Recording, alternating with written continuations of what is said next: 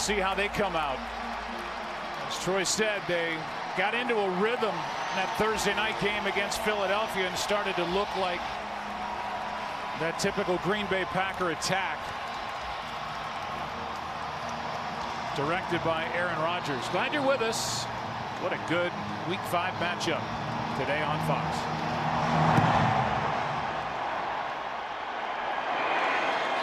Into and out of the back of the end zone, and now we send it down to Aaron Andrews. Joe, a little bit more about the Packers defense. Troy mentioning them giving up yards. Well, they gave up 34 points to the Eagles, and Kenny Clark very vocal this week saying we got punched in the mouth. We needed to. Guys telling me it's not what teams are doing to us, it's what we're doing to ourselves. And now more on this offense. Of course, they're without Devontae Adams, and Matt LaFleur saying everybody's got to step up. But a big key is going to be communication in a loud building like this. That hurt them Week 1, Troy. No doubt about that. Aaron, thanks. Quick throw to Aaron Jones, and a nice pickup on first down, forced out by Van Der Esch, and a gain of 6. One player they do have is Brian Bulaga. You'll see the offensive line in a moment. You see the career numbers for Aaron Rodgers against the Dallas Cowboys.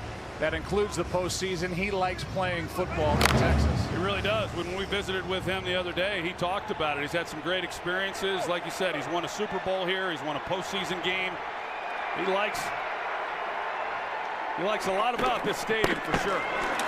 Here's Jones bouncing off a tackle and back to that original spot. Got maybe a yard, and it'll be 3rd down and 3 coming up.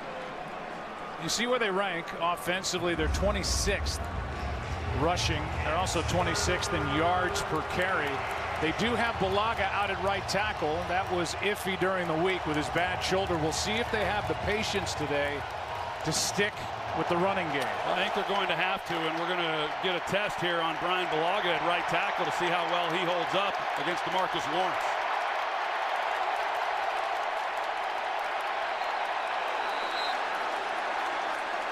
Robert Quinn kind of moved into the neutral zone, but the left tackle, Bakhtiari. Offense, number 69. 5-yard penalty. It's 3rd down. Well, it looked like Bakhtiari just wanted to take advantage of Robert Quinn being in the neutral zone, and when he moved without Quinn being directly across from him, they threw the flag on Bakhtiari. Yeah, and I don't think Robert Quinn did enough. I think that was the right call on the false start on Bakhtiari, but what a difference those 5 yards make against a defense that has been really good on 3rd downs.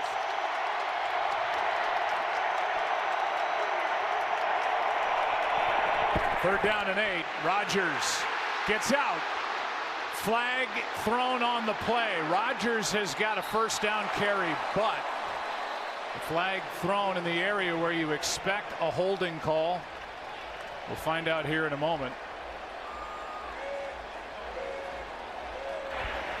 Holding. Offense, number 69. 10-yard penalty. It's 3rd down. That's already the 3rd holding call against Bakhtiari this season, as he is guilty of it out there as he works against Robert Quinn. And the 2nd consecutive penalty that that backed him up to 3rd and long, and then Aaron Rodgers able to pick it up with his feet, and another penalty on Bakhtiari now at 3rd and 18. Rodgers was the Packers' leading rusher last week against Philly.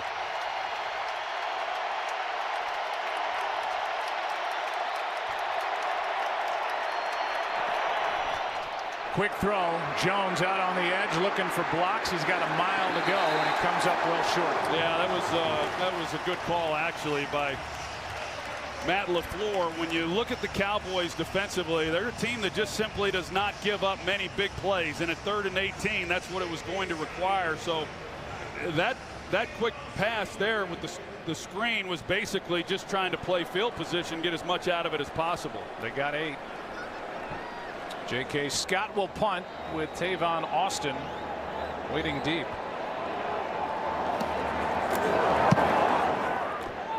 Good punt. You got it, go, go! And well played downfield. What a job by Will Redmond. Timed it perfectly. And after a 48-yard punt that hung high in the air, Redmond brings down Austin. The Cowboys have it for the first time. to Cowboy greats. Bullet Bob Hayes, who was a Cowboys wide receiver, mid-60s to mid-70s, two-time Olympic gold medalist. And then at the end, one of the triplets, Emmitt Smith, Cowboy running back, 1990 through 02, three-time Super Bowl champion and the all-time rushing yardage leader. Here is a guy who actually, through his first 4 years of his career, Ezekiel Elliott, his numbers match up well with the guy that you used to hand the ball off to, and Emmitt Smith. The question is longevity, and Emmitt did it for a long, great time. Well, that's right. People talk to me all the time about how great Emmitt was, and they go to the yards, and I say the yards are great, but in order to put together those number of yards, you have to be available, and that was the impressive thing about Emmitt. Obviously a great player, but the guy just simply did not miss games. He got 2 on that pass, and now play action from Prescott over the middle, has a man for a first down. Cooper.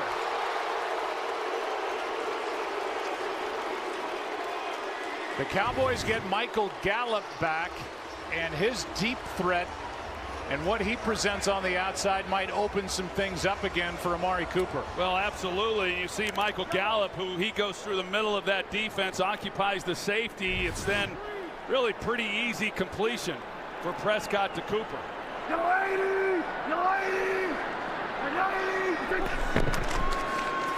Here's Elliott, right through the heart of the defense. He gets 12 and a first down at the 38. Well, you see the hole that's generated, just the push up here by this offensive line. They get up on Blake Martinez, the middle linebacker, and then it's just one-on-one on Tramon Williams. There's no question that the Packers come into this game knowing, everybody knows what the Cowboys want to do, but especially in light of the struggles that this defense has had playing the run. Play action. Prescott steps into it. Cooper off his hands and into the arms of Jair Alexander. Alexander on a big return for the Green Bay Packers into Dallas territory, and what a big play by this defense. 38-yard return, and Jair Alexander gets his first of the year. Off the arms, the hands of Cooper, and Alexander there for the pack. Early takeaway for Green Bay. The Dallas Cowboys were moving the football 37 yards on their first 3 plays before that ball went off the hands of Cooper into the arms of Jair Alexander. And it's a takeaway for this Packer defense, which was so good in that department over the first 3 games. Here's one that is caught. Good throw and a nice sure-handed catch for 18 yards by Marquez Valdez-Scantling. Good grab. You're going to see a lot more man coverage, I believe, from the Cowboys than you typically would because of Devontae Adams being on the sidelines. And Marquez Valdez-Scantling, he's going to have to win his share. He's working against an awfully good corner in Byron Jones. There's some contact at the top of that route, but he's able to give Rodgers somewhere to go with it and then secure the catch.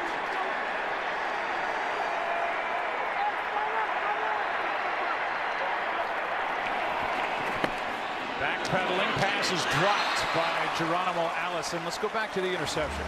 You can see Darnell Savage, middle safety here. He's going to take this crosser, and then here's the square in by Amari Cooper. Jair Alexander's in coverage, and I think this is not a poorly thrown ball. It's a little behind, but it's one that should always be caught. And if Cooper catches this, he probably scores. I mean, he's got a great opportunity to anyway. Every play they ran on that possession, they had whatever they wanted. And there was no resistance, and just a deflected ball, unable to secure the catch, was why it was intercepted. 2nd and 10. Here's a flip. Aaron Jones, nice move. And out of bounds near a first down. He's got it. Forced out by Jalen Smith, but a nifty little play and a good move on the outside by Aaron Jones. Well, it was, because Leighton Vander Esch, he doesn't normally miss these opportunities, but he comes out. He's got the big lineman Elton Jenkins out in front. He's trying to navigate him, and so he's not able to secure the tackle. Jalen Smith, of course, finishes him off, but this is a Cowboys defense extremely fast at the linebacker level. They usually run those plays like that, generally don't work too well against this group. Packers are inside the red zone for the first down at the 18. Struggles in this area. Big reason why Green Bay lost that game to Philly. They went 3 for 7. Came in hot in the red zone and left number 11 in the NFL. Let's look at this defense. Number 7 overall. They have not given up a touchdown over the last 8 quarters. They're strong up front. They're really young and good at linebacker with 2 of the 3 with Van Der Esch and Smith, and then the secondary, 2nd and 10.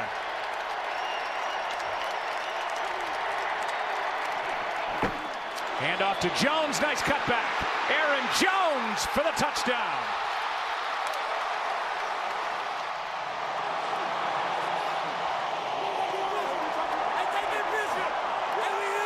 Seven points off the takeaway by Jair Alexander.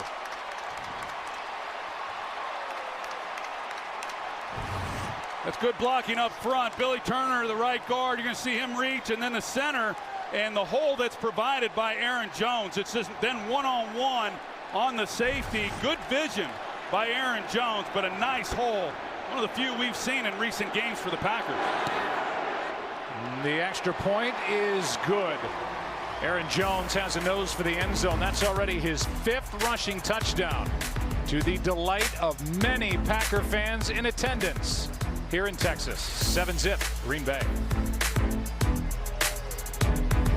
Now how about 2 Packer greats? Paul Hornung, 1961 NFL MVP. Jim Taylor, Packers fullback, 58-66. Both Hall of Famers. 4-time NFL champions, including Super Bowl I. Franchise has won 13 NFL titles. Their 13th coming here in this stadium. Aaron Rodgers, the MVP. Here's a return by Pollard, and the rookie with a flag down is knocked down. Crosby was in on the stop. They marked Pollard down at the 39, but a flag sits at the 19. And that might be something to keep an eye on, as Crosby, having to get involved in the tackle, comes up during the limping. return.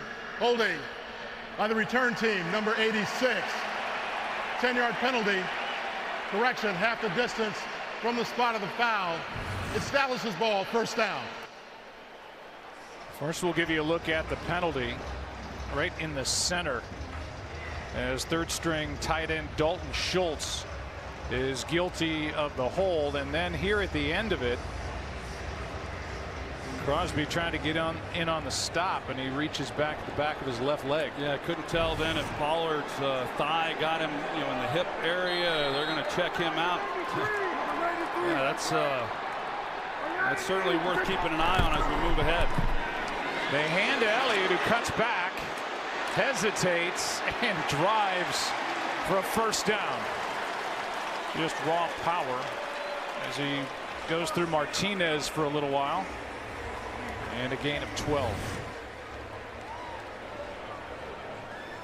Here's a better look. Yeah, the right knee of Pollard, it looked like, got Crosby right in the left hip.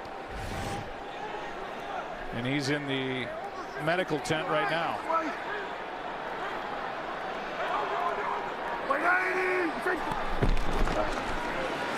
Right back to Elliott. Flag is down. 6-yard carry.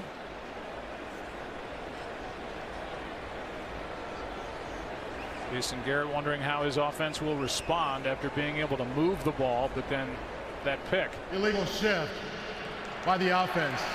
Number 86 went down into a 3-point stance as the player was in motion. That's a 5-yard penalty. Repeat, first down. Let's take a look at this offense and where they rank. 3rd overall. We're at 481 yards per game into the Saints game when they put up 257 and just 10 points. They have Cam Fleming at left tackle. Tyron Smith, the 6-time Pro Bowler and 2-time All-Pro, is out with a high right ankle sprain. Well, so far, I mean, it's early, but the only thing that has stopped them is themselves. On first down, Prescott for Witten, overthrows him. Talk about this offense and what they have been able to do. Yeah, Joe, there had not been a game through the first 3 weeks where they didn't get at least 470 yards of offense, and then then they played a little better teams, and we knew coming into this season that the opponents weren't teams that were expected to be all that tough, and went into a hostile environment there in New Orleans, and the game was played a lot like it was a year ago when those two teams met, a low-scoring game, and the Cowboys kind of shot themselves in the foot in that one. Prescott sideline, Cooper behind the defense. Inside the 40, and a big one on second down of 46. Well, Dak Prescott, they're running an out and up, and Prescott gets pressure. There's the move to try to get Jair Alexander to bite. He has to navigate that in the pocket. This is going to be the matchup for those two. Alexander, for the first time this year, is matching up with a receiver. Prescott keeps, was looking for Witten, and then Prescott pushed out of bounds by Rashawn Gary, the rookie. A gain of 3. Back to that big one of 46 to Cooper. Well, you see, and Alexander, he's cluing Prescott, so he was affected by the shoulder fake. And he's a corner. He's a young corner. He's a very confident guy. He's a heck of a player. He's really becoming one of the top corners in our game. This is going to be a good matchup to watch. So far, it's favored Amari Cooper. It's just the catch he couldn't make that allowed Alexander to get the interception, but he has yet to cover. Here's Elliott, and well done by this Packer defense. No gain on the play. And Rashawn Gary is in there on the stop. The rookie first-round pick out of Michigan. Here's the defense.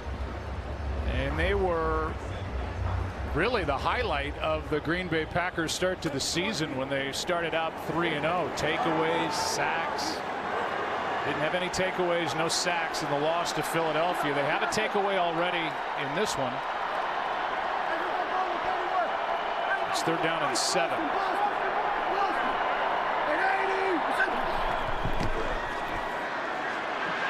And a sack, which moves Dallas out of field goal range. Zadarius Smith. What an addition he's been to Mike Pettine's defense. Well, this was a coverage sack really more than anything, but there's Cameron Fleming who is replacing Tyron Smith, and he's getting driven back then into the backfield. But Prescott wanted to get rid of that ball sooner, but good man-to-man coverage there in the secondary, and that's what this defense has been built on, is getting after the quarterback, creating takeaways. They failed to do that against Philadelphia, but that's what's going to have to carry the day against the Cowboys. Shepard makes the reaching grab just outside the 10. Zadarius Smith, sack number 4, a big one. Knocked the Cowboys out of field goal range. Green Bay has it up 7. On a warm day outside in Arlington, Texas, aerial coverage is brought to you by State Farm. Look at some key inactives in this game. You see Devontae Adams out with turf toe. Jamal Williams got that hit from Derek Barnett 2 Thursdays ago. He's out with a concussion, and so Trey Carson has been added to the active roster, and he's back there with Rodgers right now. Rodgers throws, has Jimmy Graham. And a big play on 1st down from just outside their 10. Woods with the stop, and Jimmy Graham out of bounds with a 23-yard grab. Well, the Cowboys start this possession defensively without DeMarcus Lawrence and Robert Quinn in the lineup, and so you kind of expect the Packers to recognize that, try to take advantage of their best pass rushers not on the field. It allows Rodgers then to get outside the pocket and get the ball to Jimmy Graham, a guy who had a pretty good game on Thursday night last week against the Eagles.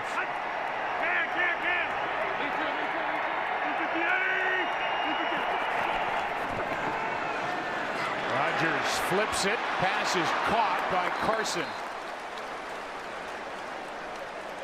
Toss that left-handed, it looked like. Van Der Esch and Jalen Smith combine on the stop, but well, Malik Collins, that's a pretty good move. A little athleticism by Aaron Rodgers. Billy Turner, he made the nice block on the run that sprung Aaron Jones for the touchdown, but he has struggled, and he struggled there with Malik Collins. He's just fortunate that Rodgers was able to turn nothing into a pretty nice play. Good start offensively for the Packers. 2nd down and 3.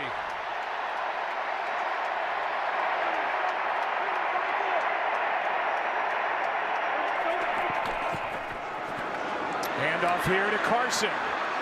Carson, a 1st down, maybe just shy of midfield. It's interesting, Troy, that they bring Carson up from the practice squad. They don't insert Dexter Williams, the 22-year-old rookie 2nd-round pick from Washington. They tell us he's just not ready, understanding the offense, so they go to a guy that's been in the NFL his 3rd year now. Yeah, and when they say a guy's not ready, it says a lot. But I think that the biggest thing for Dexter Williams is in pass protection. So Trey Carson, he's able to come in, knows the offense. He's a better pass protector. He's a more reliable player in a game of this magnitude. Here's a toss to Carson running right. Play gets strung out a bit, and Carson forced out by Sean Lee. Well, not a lot there, but they've been able to get at least a few things going on the ground. You think back to last week's game against Philadelphia, and boy, they had such a tough time running the football that they just finally gave up on it. And for an offense with Matt LaFleur, who really wants to establish the run and run the play action passing off of it, it's usually heavy run on early downs. That wasn't the case against Philadelphia, but today they've been able to strike at least some balance. One punched up at the line of scrimmage. Rodgers keeps, steps up, and throws high and caught. And the catch is good by Robert Tonyan. What a play by Rodgers, and a nice catch by Tonyan. Are you kidding me? Let's see if his feet came in, and it looks good. Look at the right knee came down, and they're going to get up and get this ball snapped, but it looked like a completion to me. Here's Mercedes Lewis, and he gets dumped by Awuzie. Let's take another look.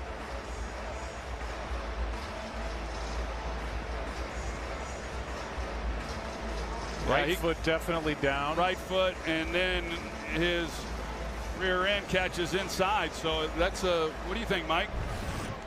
It's a catch all the way. Unbelievable. He actually got the left foot down twice. That doesn't count.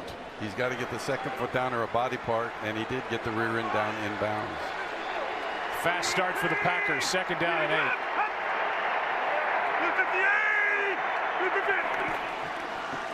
Here's Jones with a big hole to run through. Still going down inside the 10 to the 9. And no answers defensively by the Dallas Cowboys as Jones gets 15. Well, Elton Jenkins, their rookie left guard, is having himself a nice start to this ball game. He gets up and he's able to get on Sean Lee, and Aaron Jones just runs right off of his tail, and he's made a couple blocks like that. And Jimmy Graham, who's not known for his blocking skills, he's getting involved also. Packers last week in the red zone against Philadelphia ran it 4 times, threw it 16 times. They threw it once their first try here in Texas, and then had an 18-yard run for a touchdown by Jones. Here's Allison on a short toss, and he gets hit hard. Well, this is, you mentioned it when they scored that touchdown on their previous possession, Joe, how that affected them and why they lost the game against Philadelphia. Just 3 for 7 in that game. But prior to that, in the 3 other games, they were really good in the red zone. They had only been stopped 1 time. So this is an offense that's accustomed to getting it in when they get down here. Cowboys, who are just as good on the other side defensively of stopping teams, need to come up with a play.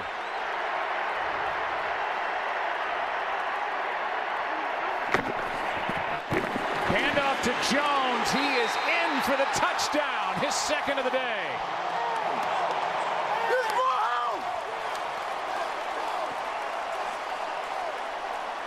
And there was Elton Jenkins again out in front of him, the rookie, delivering a key block. Well, he in the center, Corey Linsley, they double. They double the nose, and then Jenkins, they're going to double the nose. He gets up then to Leighton Vander Esch.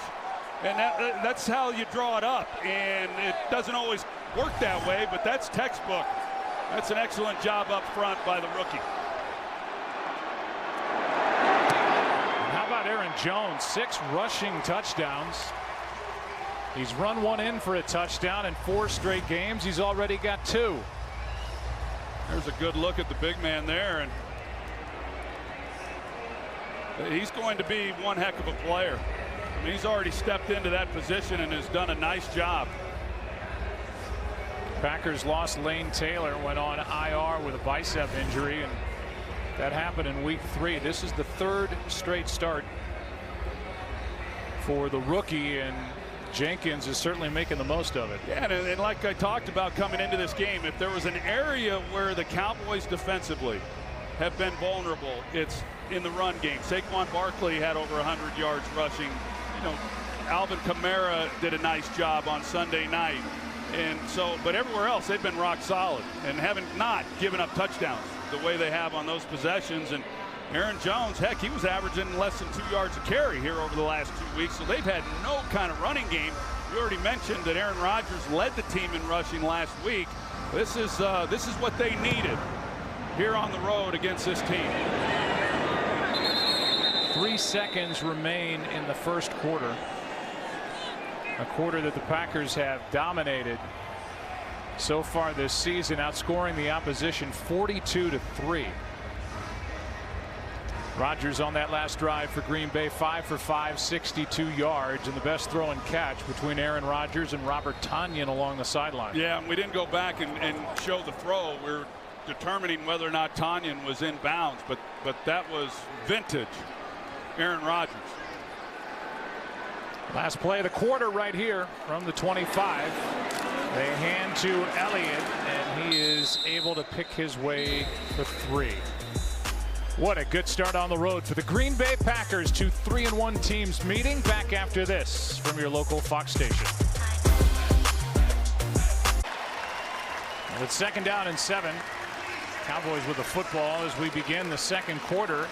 After a first quarter that was dominated by the Green Bay Packers. They got a takeaway, turned it into 7, put together a nice drive that culminated a moment ago with a second touchdown run of the game by Aaron Jones. So a 14-point hole for this Cowboys offense, and Prescott wide open as Amari Cooper, and so far the Packers have not been able to cover number 19. Well, last week the Packers, when they faced the 2 tight end set, they stayed pretty much 6 defensive backs, knowing the Cowboys and their ability to run the football just like the Eagles were able to do. They are changing things up. It was a 2 tight end set. They stay in their base defense with 4 defensive backs, and they can throw the ball when they've got a guy like Blake Jarwin. They're able to do some things within that. They're able to take advantage of some of those looks. But that's going to be the cat and mouse game that Mike Pettin, the defensive coordinator, is going to be playing with this Cowboys personnel. Cooper checks out. He's already got 3 catches of over 20 yards. Here's a toss to Tavon Austin. Will take it down with the ball coming out. Dallas may have gotten back on top of it. The ball came out on that last hit, and it will stay with Dallas as Austin got it back and a 14-yard carry. Let's take another look at the end of the play. That ball's definitely out. It sure looks like it's out, and it came right back to Austin. Yeah, they're fortunate. They're really fortunate because that's what it looks like right now. I know the Packers made a stop, but for the most part, Dallas has pretty much had their way. He's got to hang on to the football. Looks like there might have been a helmet-to-helmet hit there, too. Here's Elliott. Flag is down, and it comes in at the end of the run.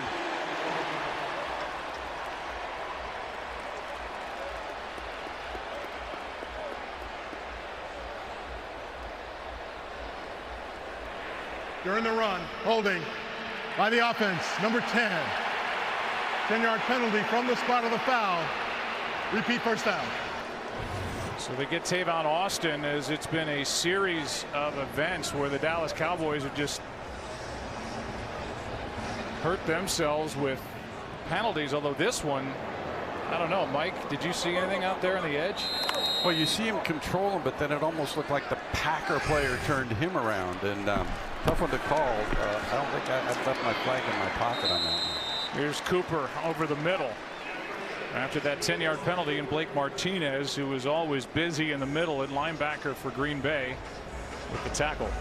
Yeah, that's the area for this Packers defense where they've been a little thin is on the inside at linebacker. They really did not address that coming into the year. Blake Martinez, he's a tackling machine. He's all over the place. But it's one of the reasons why they've had to go to so many defensive backs against some of these running personnel. They fake it to Elliott. And now Prescott throws and he's picked. Intercepted by Sullivan. Second of the game and another takeaway for this Packer defense.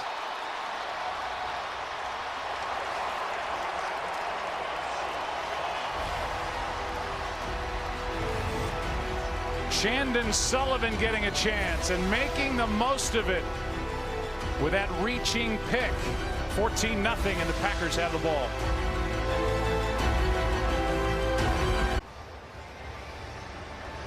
Well, that's already 10 takeaways for this Green Bay Packers defense, 2 today. For Dak Prescott, his 10th career game with multiple interceptions. This another one that stops what looked like a promising drive. From the 28.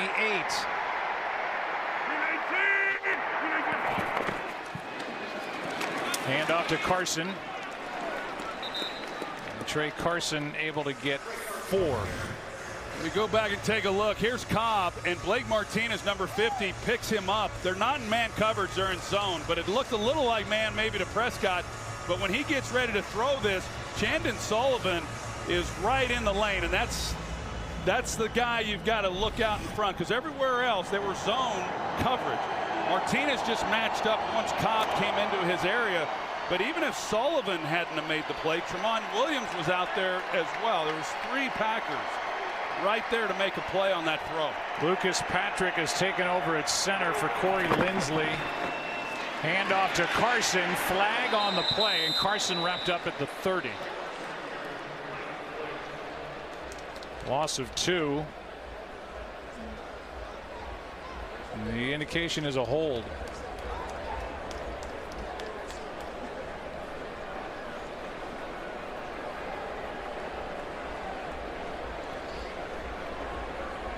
There were 2 fouls during the play, both by the offense. Holding. Number 77, that penalty is declined. Holding. Number 74, that penalty is accepted. 10 yards. Repeat, second down. Well, Troy, as we take a look at this penalty, as they get Elton Jenkins for that, you know, this is a Dallas defense that's been very proud of what they have on their defensive front. They've been run through so far in this game, and now they're dealing with a rookie at left guard who's playing well. But Lucas Patrick has taken over at center for Corey Linsley, and Bulaga just fought his way back from a shoulder injury. Yeah, and Bulaga, you know, he's back, but just how healthy is he? You just never know. On 2nd and 16, that's broken up. Perfectly timed hit by Jalen Smith on Geronimo Allison. Aaron, the injuries are piling up. Yeah, they are. Corey Linsley back in the locker room. He's being evaluated for a concussion, Joe. And then we do have word on tight end Robert Tonyan. He's questionable to return with a hip injury. And if you take a look at Geronimo Allen's pants, he was in the 10 for a bit because he suffered a big cut and he has blood all over his pants. 3rd down and 16.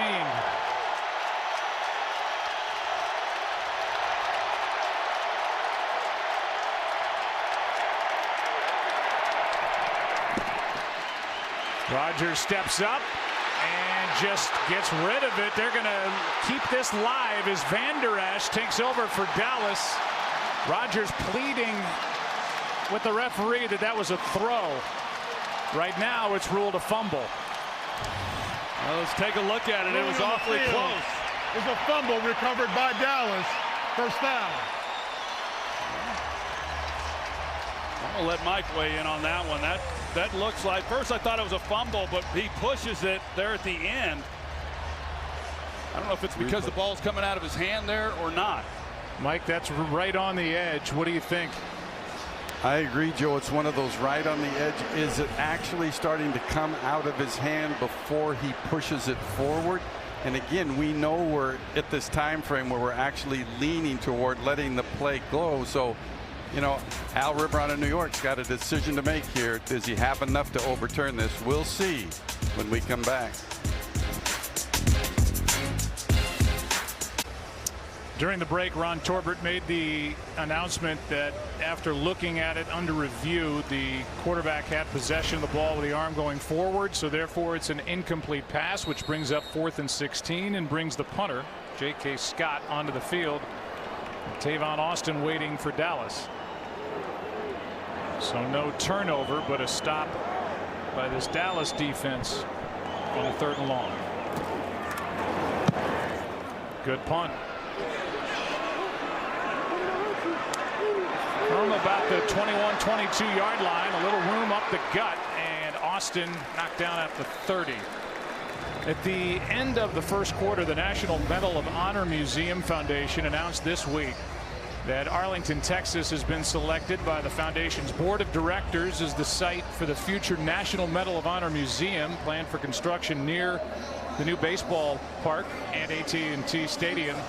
The first national museum of its kind will open to the public in 2024. 70 recipients of the Congressional Medal of Honor have lived in the region, and nearly 1.8 million veterans and active duty military currently call Texas home.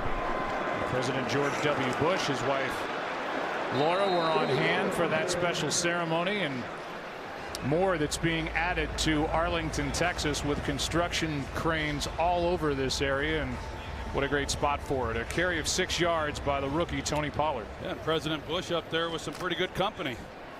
There, of course, is Jerry Jones, the owner, and his son Jerry Jr. But yeah, Ellen DeGeneres sitting there next to the president, taking in her first football game. 2nd down and 4.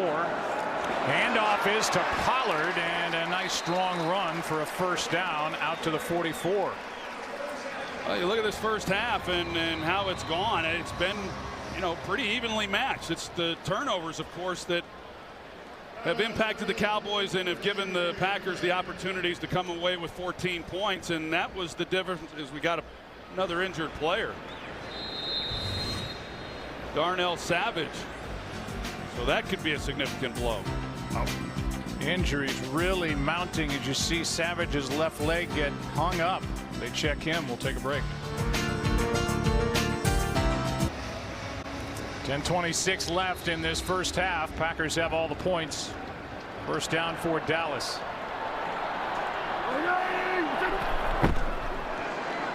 Hand off to Pollard, who stays in the ball game. He didn't get a touch last week against the New Orleans Saints, and that was one of the criticisms coming out of that game.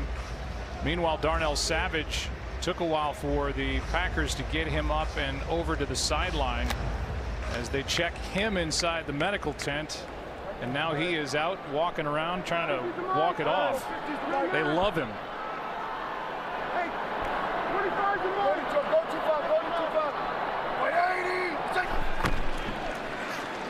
Delayed handoff. A gain of 1. So that's Pollard again. Total yards in this first half about dead even. The first 3 possessions ended with interception, then a punt, and an interception, and now the Cowboys are faced with 3rd down and 4. Well, 3rd down, and they've only had 1 so far. They've yet to convert, but this was a down they really had problems with against the Saints and killed a lot of drives. And here at midfield, this is a difference in coming away with points and having to punt. Prescott is wrapped up and brought down. Preston Smith.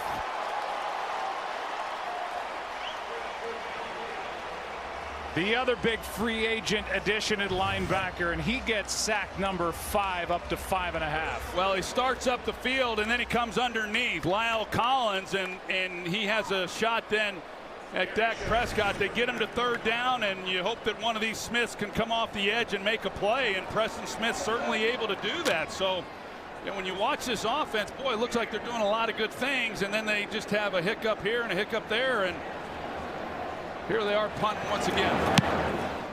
Both Packers sacks have come on 3rd down. Big plays. Zadarius Smith and now Preston Smith.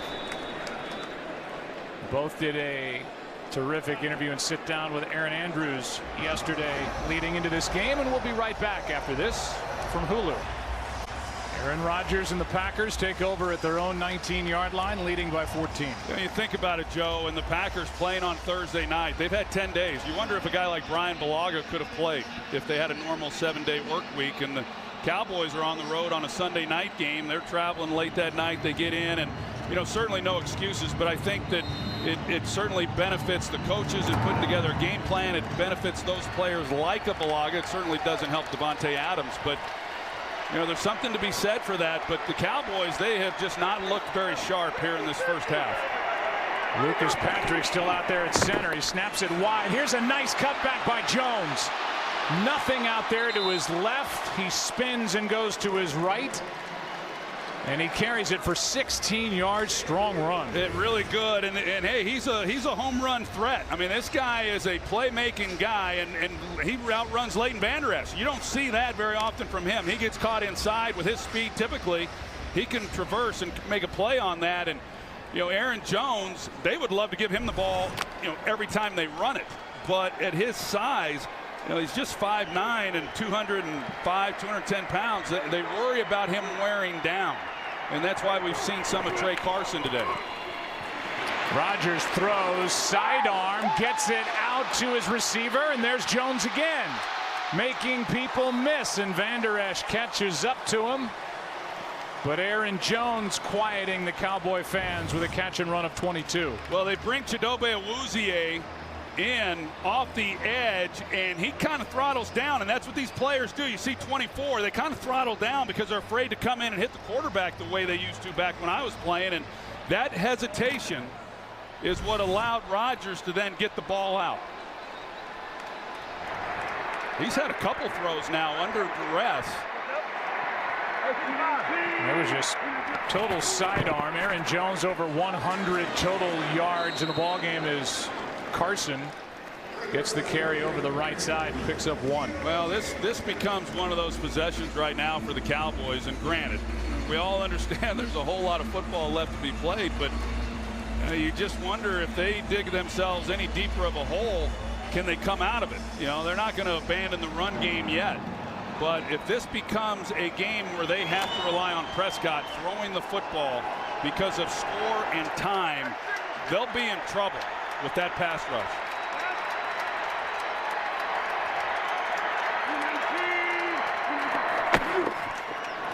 Rodgers keeps, well protected, throws and overthrows Geronimo Allison, and a flag is going to be thrown for the hit on Aaron Rodgers. It just came out, and here's the call. Personal foul, roughing the passer.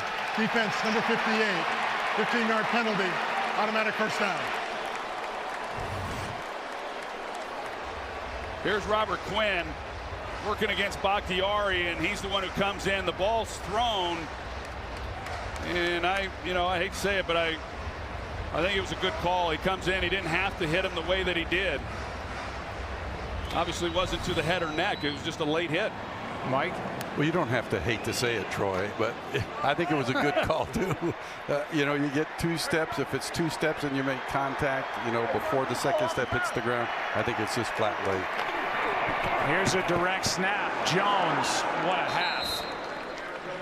On first down, Aaron Jones gets 4, and the reason you say that is because the game has changed so much since you walked away from it, and so many times we see hits that don't look like much on any quarterback wearing any uniform, but in this case it was too much by Robert Quinn, no doubt. Yeah, and all the fans know how much the game has changed, and when you see a play like that, nobody really likes it, but we also don't like when our quarterbacks are on the sidelines. 2nd down and 6.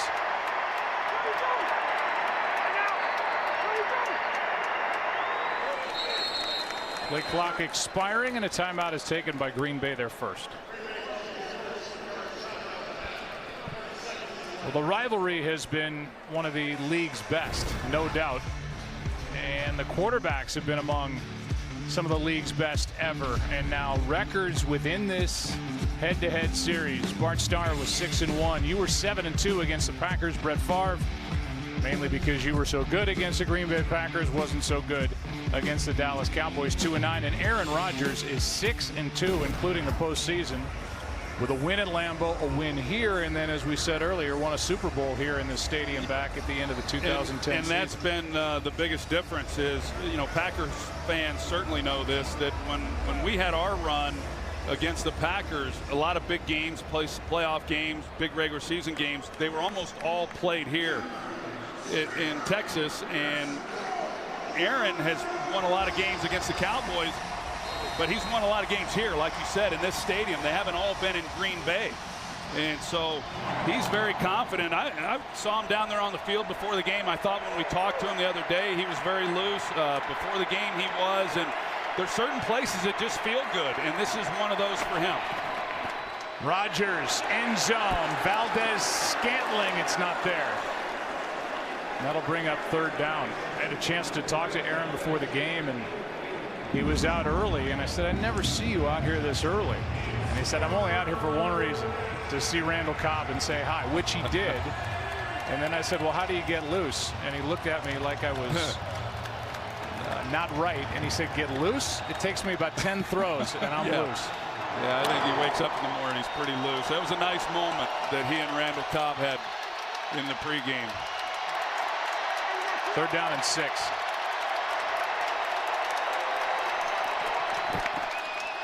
Pass is caught. Jimmy Graham has got a first down inside the 15, and this Dallas defense is getting shredded. Well, I think Aaron Rodgers had his pick. I mean, he could either come to Jimmy Graham, or you got Geronimo Allison coming across the other way. I mean, there's two guys. If he hits Geronimo Allison, he probably scores. But he comes out, the first look is to Jimmy Graham, and they pick up a big first down.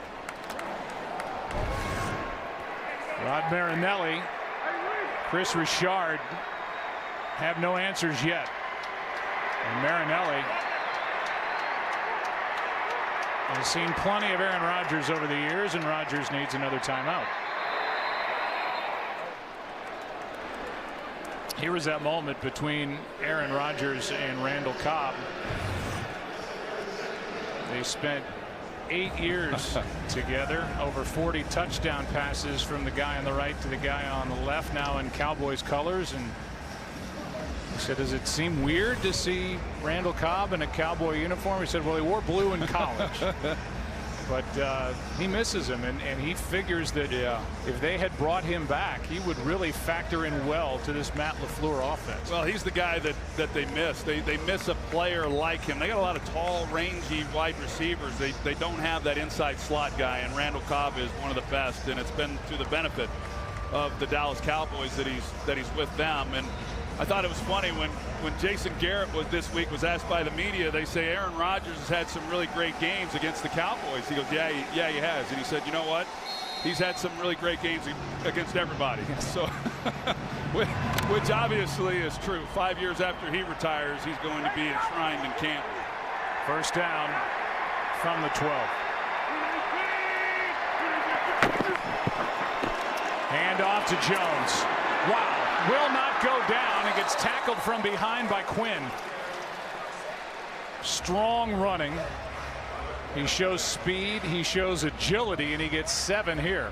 Well, this offensive line is doing a really nice job. That time it was Billy Turner and Brian Balaga. They get the double team and give Jones a place to go with the football. He's pretty slippery, you know. I mean, he's able to make some moves, and he's ran hard.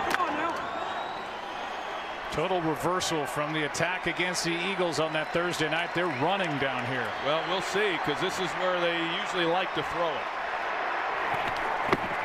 They run it with Jones. He sets up a first and goal from the 1. And this is very reminiscent of what happened last Thursday night. Now at first and goal from the 1. Remember, they were first and goal from the 1 and didn't run it at all.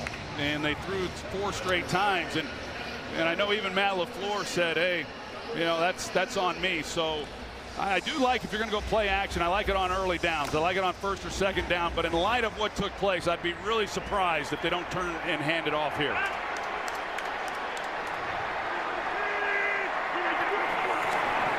Which they do. Jones doesn't get there, and the play is made by Van Der Esch. Jalen Smith crashing down on that play as well, and a loss of 1. Leighton Van Der Esch, here he is. And he reads it out, and he's able to come right through Danny Vitale, the fullback, and make a play. And they lose a yard there. I like play action here on 2nd down and see what Rodgers can do. He's got big Jimmy Graham out there on the end and now in motion. And they do keep. Rodgers looking for someone, throws it away. Well, they go play action, and then once he has to scramble, generally the Packers are pretty good at this in the scramble drill because Rodgers has to kind of freelance so often. You can tell he's frustrated. You got Mercedes Lewis. Here he is, 89, and you're going to see when he comes off. And Rodgers doesn't like what he has on the front side. It's a 2-man route. He's just waiting for Mercedes to do something for him, and that wasn't much effort there on the back end. He just throws it away, and obviously not happy about it. 3rd down and goal.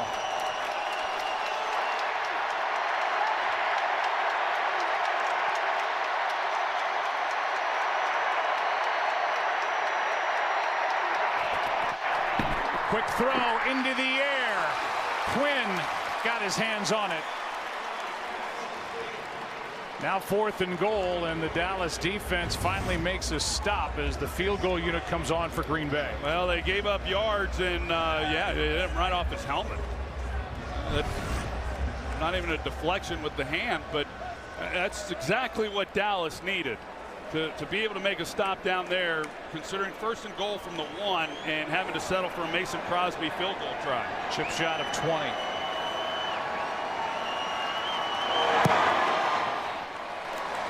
So the Cowboys about to get it back. 2:19 left in the half, and Dallas will get the ball to start the 2nd half on top of it. This week starts Saturday strong with a big noon Saturday game of the week. Heisman frontrunner Jalen Hurts leads number 6 Oklahoma against number 11 Texas in one of the best rivalries in all of college football, the Red River Showdown. It all starts with a big noon kickoff pregame show at 10 Eastern on Fox and the Fox Sports app. Jalen Hurts, how about his year? I was at the Rose Bowl when they played UCLA. It was like, holy cow. I was ready to hand him the Heisman that afternoon. How long before that game ended did you take off? What's that? I said, how long before that game ended did you take off? Hey, since we're on national television, you stayed for the whole thing. By the way, Jordy Nelson is in attendance. Danica Patrick is in attendance, and Jordy is wearing the jersey to honor his longtime teammate Randall Cobb.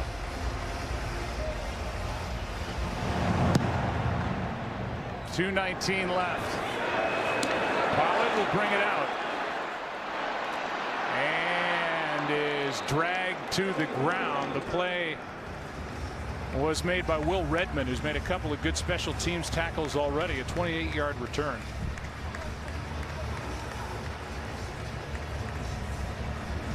Well, this becomes a, well, there's Pollard. He's coming off the field, but this becomes a huge drive right now for Dallas. See if they can, you know, there's some momentum that was shifted by the stop and forcing the field goal. Now can they come away with any kind of points? Any kind of points would be huge. They get the ball to start the 2nd half as well. And obviously plenty of time on the clock. Prescott in trouble, able to throw it away with pressure by Zadarius Smith. He's already got a sack in this game, and he was breathing down the neck of Prescott there.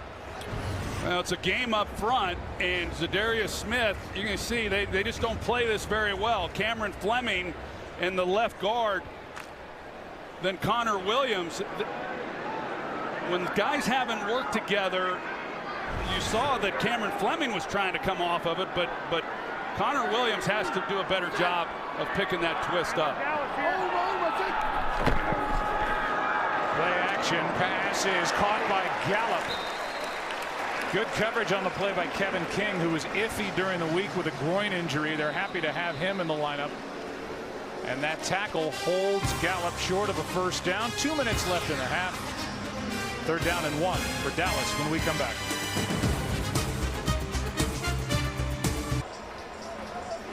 17-0 Green Bay, 2 minutes left in the half. All 4 Cowboy drives have gotten to midfield or better, but they've been shut out. A couple of Prescott interceptions. Big sack that forced a punt. Here's 3rd down and 1. They hand, and that's Elliott just fighting his way for the 1st down. I was kind of wondering if the Packers were able to make a stop there, what Jason Garrett might do. Last Sunday night on 4th and 1 from their own 43, down 3 points, they went for it and got stuffed. Prescott protected, pass to the sideline. It's caught. Gallup for a 1st down. King out there for Green Bay.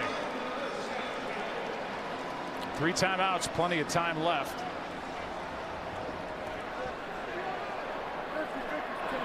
That one for 13 yards to Michael Gallup, who missed the previous 2 games with a tear in his knee.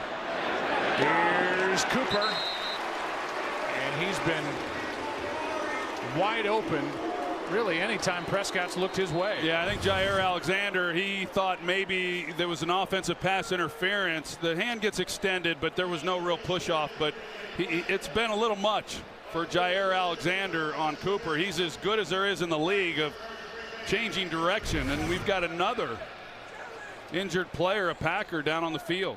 That looks like Zadarius Smith. It sure is. Already Darnell Savage is questionable to return with an ankle injury. He's been on the sideline. And there's Darnell. Let's find out what's coming our way at half. Coming up on the Visa Halftime, we will check in on that AFC West battle between the Chargers and Broncos. Plus, find out which teams have fallen from the ranks of the undefeated and which teams are still looking for the first win. It's all coming up next on the Visa Halftime. Joe, Troy, and Aaron. Kurt, thank you. Zadarius Smith able to walk away. A little limp. Well, the Packers did a nice job this offseason of really shoring some areas up defensively. Clay Matthews being such a big part of this defense for so long. And he goes off to the Rams, and they bring in a couple pass rushers who have really made a difference. But right now, the Cowboys, they are in Brett Maher's range. So Prescott does not have to worry about that. Obviously, they have bigger goals in mind. Packers charged a timeout as they hand to Elliott, who's brought down at the 36 by Rashawn Gary because of that injury to Zadarius Smith. So they're out of timeouts. Cowboys have 3.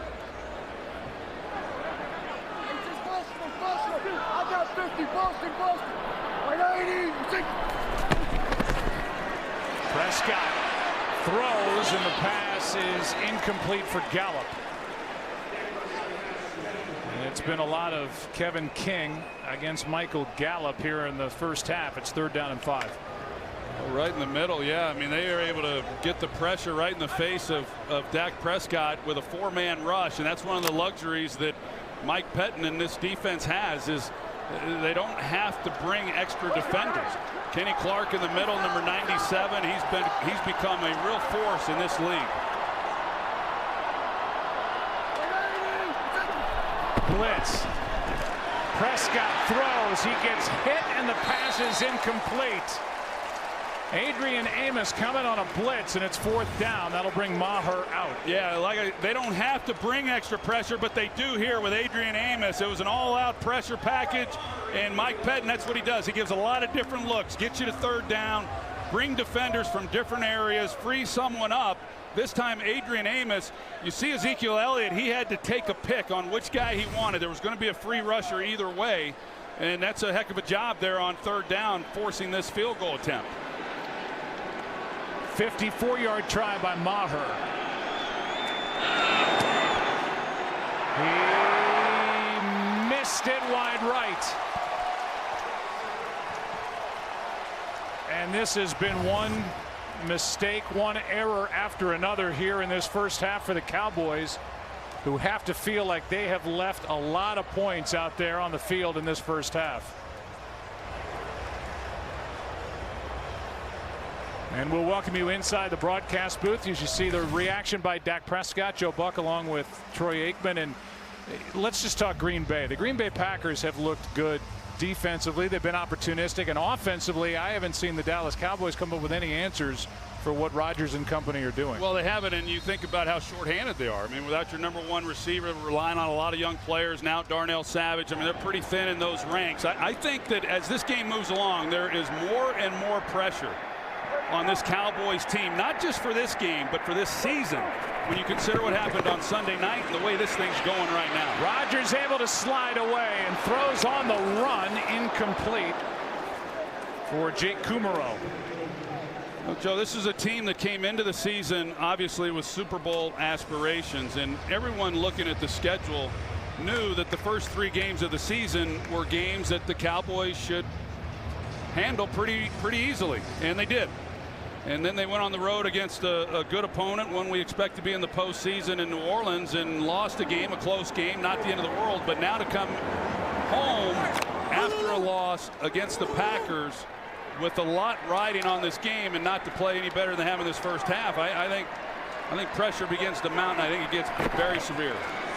2nd and 10. Rodgers, good protection of the pass is incomplete.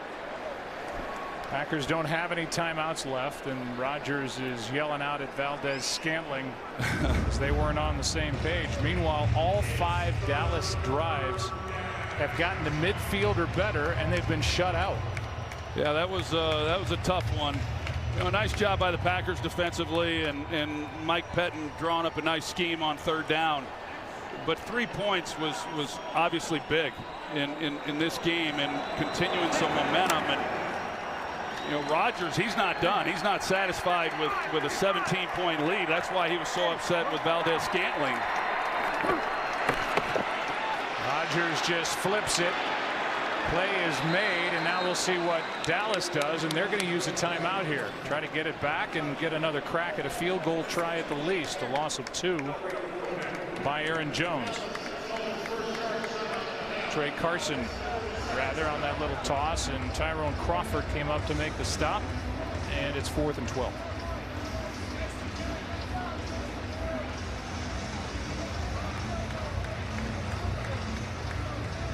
You see the Cowboys and even the Packers, I guess, for that matter, the fact that they're 17-0, but the Cowboys sideline is you know, really a bit lifeless.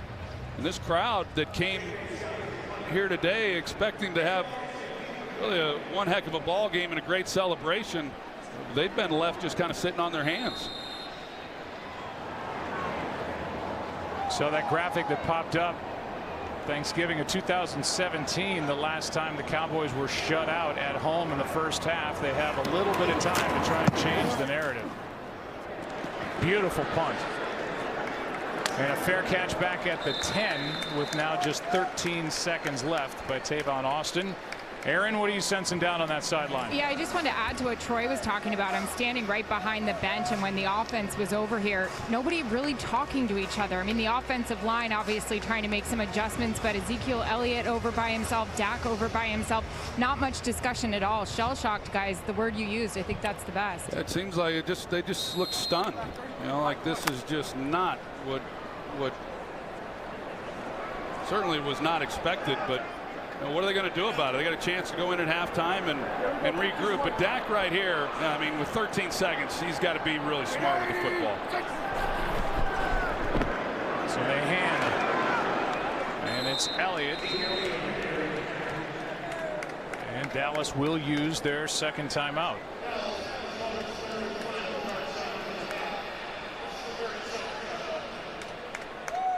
We've said a couple of times the Cowboys get the ball to start the 2nd half, but they've got a lot to figure out in a short amount of time. Meanwhile, Prescott in the 3rd quarter this year has been perfect. 28 for 28. 457, 3 touchdowns, and they're going to need some 3rd quarter magic from Prescott to get back in this game. Yeah, well, that is one thing about this Cowboys team is there's no quit in them. They'll make some adjustments as they've been trying to make throughout this first half, but they'll regroup. And there's no question. There's a lot of football left. This thing's far from being over, and I fully expect them to come out and play much better in the 2nd half. Here's Elliott. And now with 3 seconds left, the Cowboys will use their final timeout. Story in the first half for Green Bay was what they were able to do on the ground. They have more rushing yards in this first half, 80, than they had in the entire game against the Eagles. Some good throws from Aaron Rodgers. And right now leading by 17 points with 3 seconds left in the first half. Yeah, that has been key for the Packers offensively, in being able to run the football, stay ahead of the chains, not have to rely so heavily on Rodgers. If they get into a game like they did last week of just having to throw the football, it was not going to go well for them.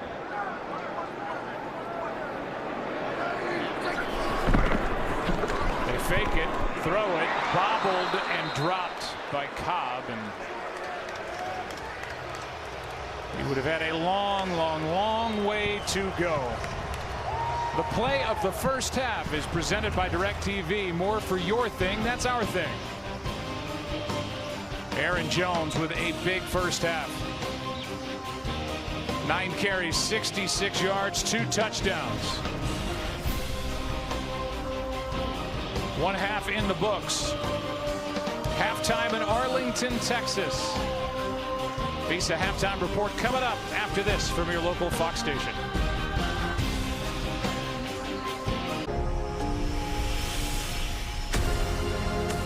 Prescott steps into it. Cooper off his hands and into the arms of Jair Alexander. And no answers defensively by the Dallas Cowboys. Jones, he is in for the touchdown, his second of the day. That is today's game flow, brought to you by Progressive. 17-0. The Green Bay Packers having all the fun here on the road. Matchup of 2 3-1 teams. You look at the first half stats. The total yards are about even. The scoreboard and the score, anything but. Now welcome inside the broadcast booth. I'm Joe Buck along with the Hall of Famer Troy Aikman. So impressive by the Green Bay Packers after a half of play. Offensively, defensively, they made plays when they had to. Now how do the Dallas Cowboys try to get back into this game? Well, I think the plan coming in is a good plan. I mean, they were able to get the running game going with Ezekiel Elliott. There's some holes, and then they've been able to get Amari Cooper, and there's space in that passing game. The Packers are shorthanded, as we know. Obviously the turnovers and the sacks. That's what we talked about. That's what the Packers are known for, and that's why they're leading 17-0 here at halftime. Pollard cannot make it to the 20. And it's well covered by Will Redmond yet again. Aaron, what did you find out? Talking to Jason Garrett going into the half, he said his message to the team is you need to just bear down and calm down. He said, look, we moved the ball well offensively, as you two just discussed, but of course these turnovers are killing us. And he said he's going to tell his team you can't just try to come out here and score all 17 at once. You got to chip away at this thing one bit at a time. All right, Aaron, thank you. On that kick cover, B.J. Goodson was injured, so they're checking him in the neck area, and Dak Prescott's going to need more of this in the third quarter this season. He's gone 28 for 28, 3 touchdowns, a quarterback rating of 154.5, and that's the good news. They put together another really strong possession in the third quarter in New Orleans on Sunday night, but that good news for the Dallas Cowboys was not enough as they lost 12-10. Well, I think in that New Orleans game we saw Dak Prescott be affected by the atmosphere, the speed of the game playing there in New Orleans in the Superdome, and he reverted back to some old habits that we had not seen through the first 3 weeks. It's cleaned up considerably here today. Still at times, has not turned it loose when he's had opportunity. Here's Elliott looking for room on first down. Ezekiel Elliott gets 4. Warren Burks, they're glad to have him back. He was in to make that stop last week against Philadelphia. Not good for Mike Pettine's group today.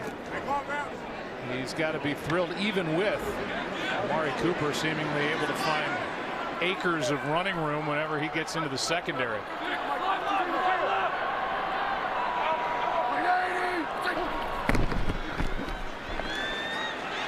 Prescott for Cobb, broken up, And a good defensive play is made by Tramon Williams, longtime teammates. And Williams there to knock it away. Initially, I thought Prescott was going to take a shot up top to Amari Cooper, but instead he works Randall Cobb on that. Offense, number 75. He had a 10-yard chance. penalty. But Repeat now second another down. penalty is they just announced. It's against the left tackle, Cameron Fleming, who's playing in place of the injured Tyron Smith. I'd say that's a hold. That was a better opportunity there for Randall Cobb than I thought. I thought Tramon Williams had gotten in there and knocked the ball down, but that was a well-thrown pass and one Cobb could have caught, but wouldn't have mattered anyway. Cameron Fleming certainly has his hands full out there at left tackle. Darius Smith was nicked up earlier. Good to see him back out there for Green Bay. And here's a strong catch by Amari Cooper. It'll bring up third down and about 4. Yeah, so they're able to get the completion. They go to a no huddle here. They gave Cameron Fleming help that time with the back to help secure the edge.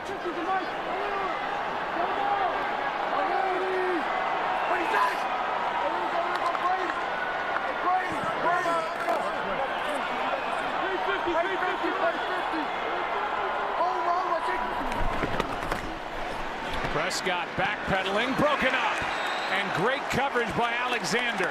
Cooper was the target, and Jair Alexander strong for the Green Bay Packers. Yeah, because I think this is one of the routes that Cooper runs better than any of them, and he starts to the outside. Typically he's able to create a lot of separation, a good place to go with the football, but Jair Alexander really good. There's the matchup on those two. Cameron Fleming, he holds up well. Of course, 3-step drop balls coming out quick, but yeah, you get him to third down, and the Cowboys have just not been able to solve the problem on third down in this game, just converting one so far.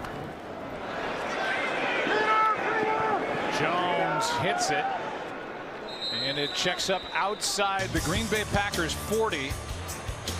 Justin March there to down it, just a 33-yard punt. Great field position for Rodgers and the Pack, up 17.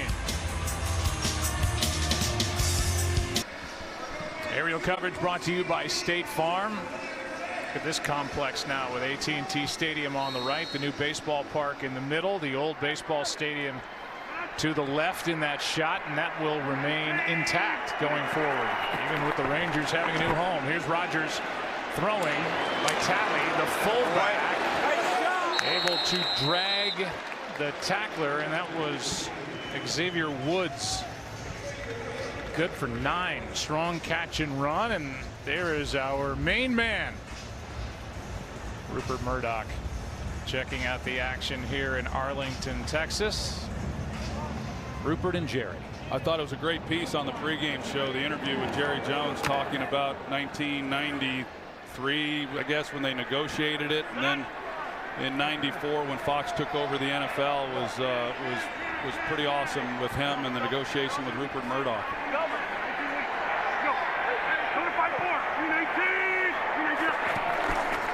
Snap it with 1 second left. They hand to Carson, and he is wrapped up in the backfield as the play is made by Covington. Yeah, Covington, who's getting more of an opportunity with the injury to Antoine Woods. He just is able to swim right past for a loss to bring up at least a little bit of a longer third down. Neither team's been particularly good on third down. The Packers just converted one themselves there in that first half. It's a big play in this game right now for the Cowboys.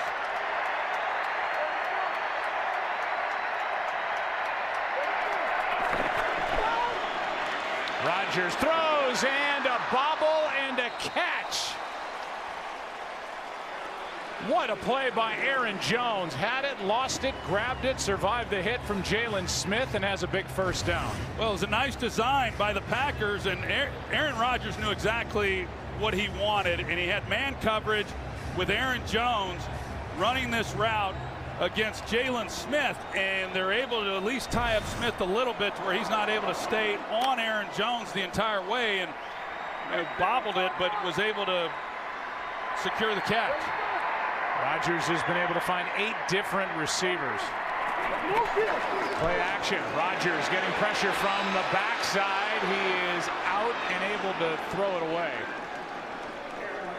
Well, that pass rush might have saved the touchdown because Marquez Valdez-Scantling, he's running a deep crossing route. He gets picked up late there by Byron Jones. Byron's even trying to grab him.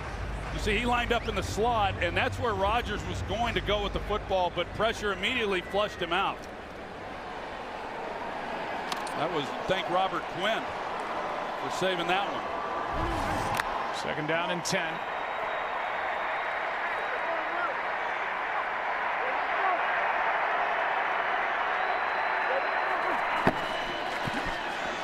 Screen for Jones.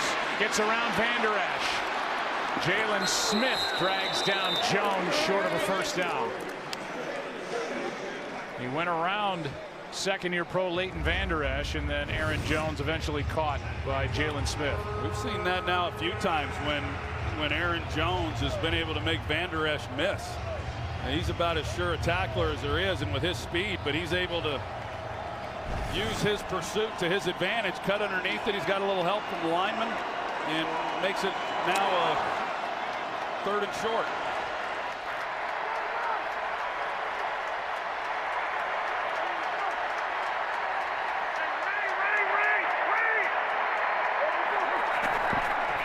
On third down and 3, Rodgers throws, pass caught. Allison out of bounds near the 10. 22-yard completion on third down. Well, they're in man coverage, but Byron Jones is not really in tight man coverage, considering it's 3rd and 3, that he's playing so soft and covering then Allison and man that it's not real difficult. I'm surprised, as talented as Byron Jones is, in that situation you're not jamming Allison right at the line of scrimmage. That was too easy. Trey Carson checks in. First and goal.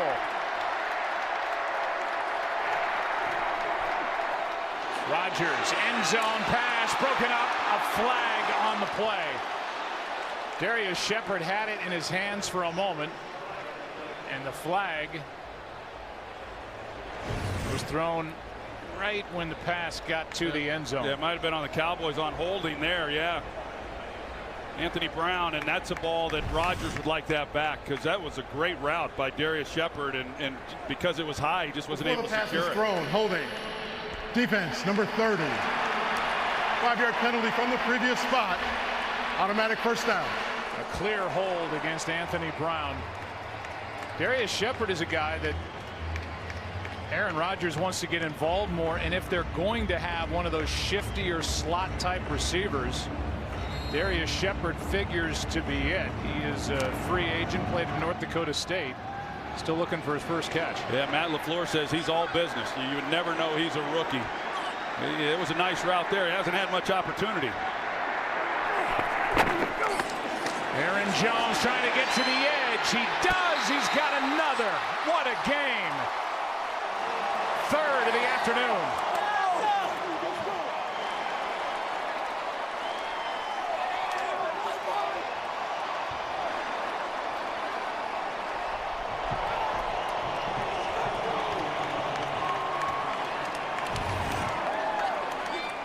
Byron Jones, he's going to come up, and he's got outside contain. You can't allow the back to get outside like that, and Aaron Jones has done it now several times in this game.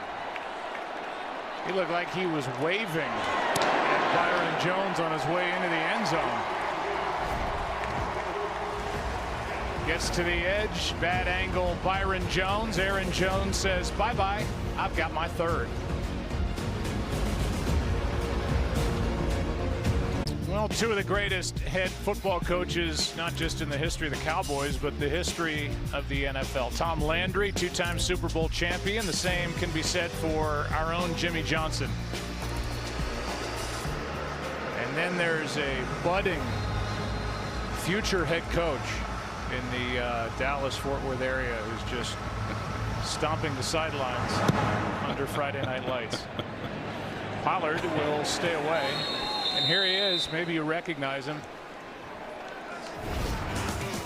Last couple of Friday nights, Troy has helped coach the Episcopal School of Dallas Eagles football team. Yeah, I sure have. I've been helping out with the quarterbacks. I got a good one, too. Preston Morway is a senior. And he's got an opportunity. He's got a chance to go on to the next level. I'd be surprised if he doesn't. And it's been a pleasure working with these kids. It's, as someone who has daughters, to have sons and be involved in that now has been a lot of fun for me.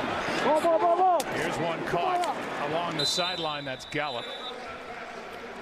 Well, here we go, Joe. When you look at this, and it's a little different ball game now for Dak Prescott and company from the one that they had coming into this. And they'll still mix a little bit of Ezekiel Elliott into this game, but they've got to start throwing it. Like I said, when you've got the pass rushers that the Packers have, Preston Smith, Zadarius Smith, it's a tough task for this offensive line, especially when your all-pro left tackle's not in the game.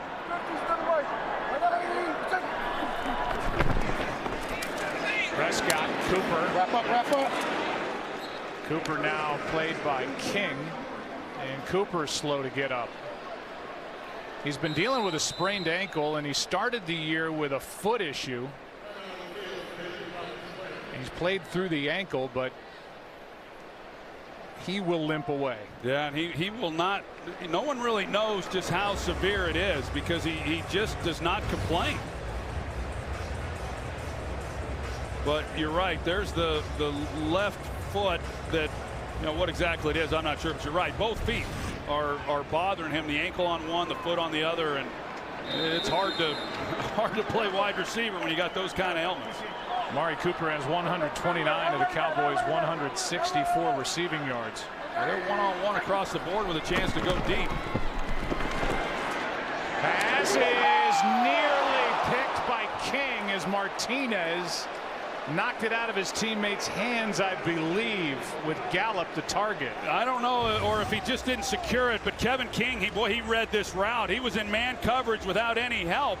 He has it, and it just not able to secure it. And it might be game over if he makes that catch. But let's say this. You know that he caught Blake Martinez bearing down on him as Martinez was back there in coverage as well. But nearly the third interception for this Packer defense. 3rd down and 3. Prescott spins away and will run for the first down.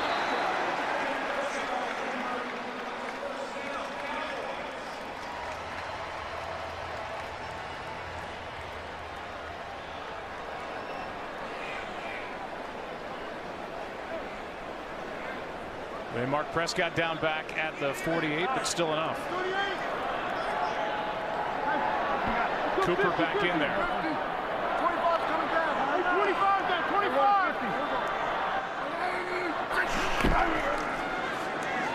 Prescott keeps, fires incomplete for Gallup.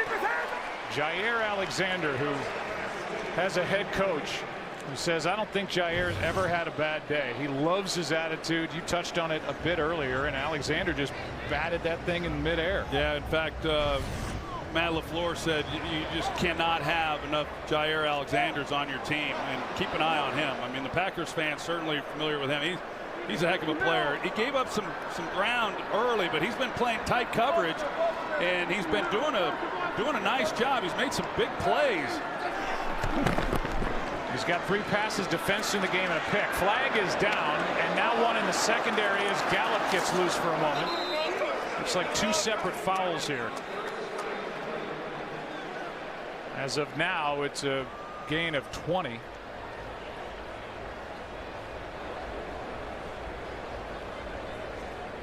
And we will get clarification on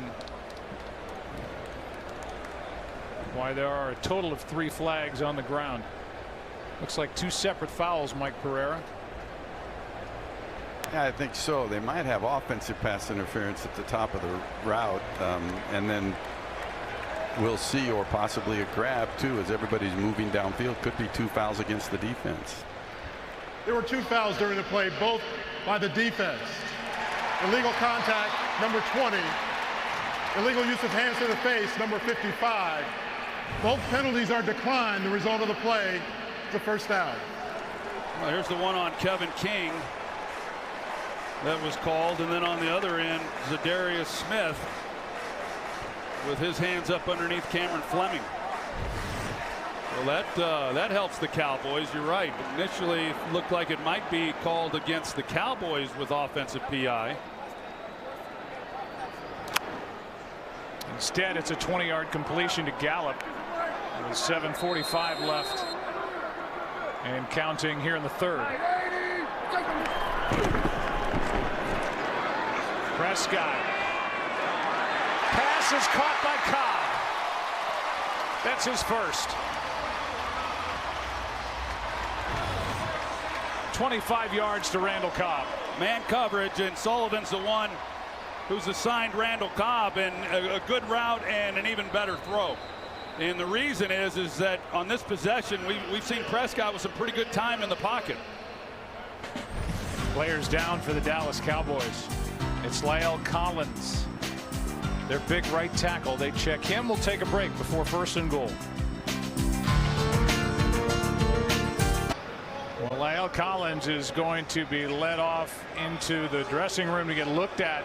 He's been battling a bad back. Brandon Knight, college free agent, undrafted out of Indiana, takes over at right tackle. First and goal.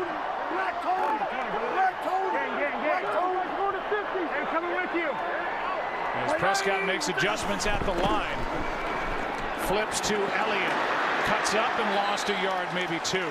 Will Redmond out there. He's been good on special teams, and he came up to get the stop there. Hey, Redmond, he really plays this well. It looked like he almost was expecting it. Certainly was not a surprise the way he handled this. You're going to see him come up the field here, and he plays Prescott briefly, but then he's anticipating the pitch, and then he gets help on the outside as well with Tremont Williams coming off the corner. The Cowboys have crossed midfield 5 times. This is the 6th time, and they've had nothing to show for it.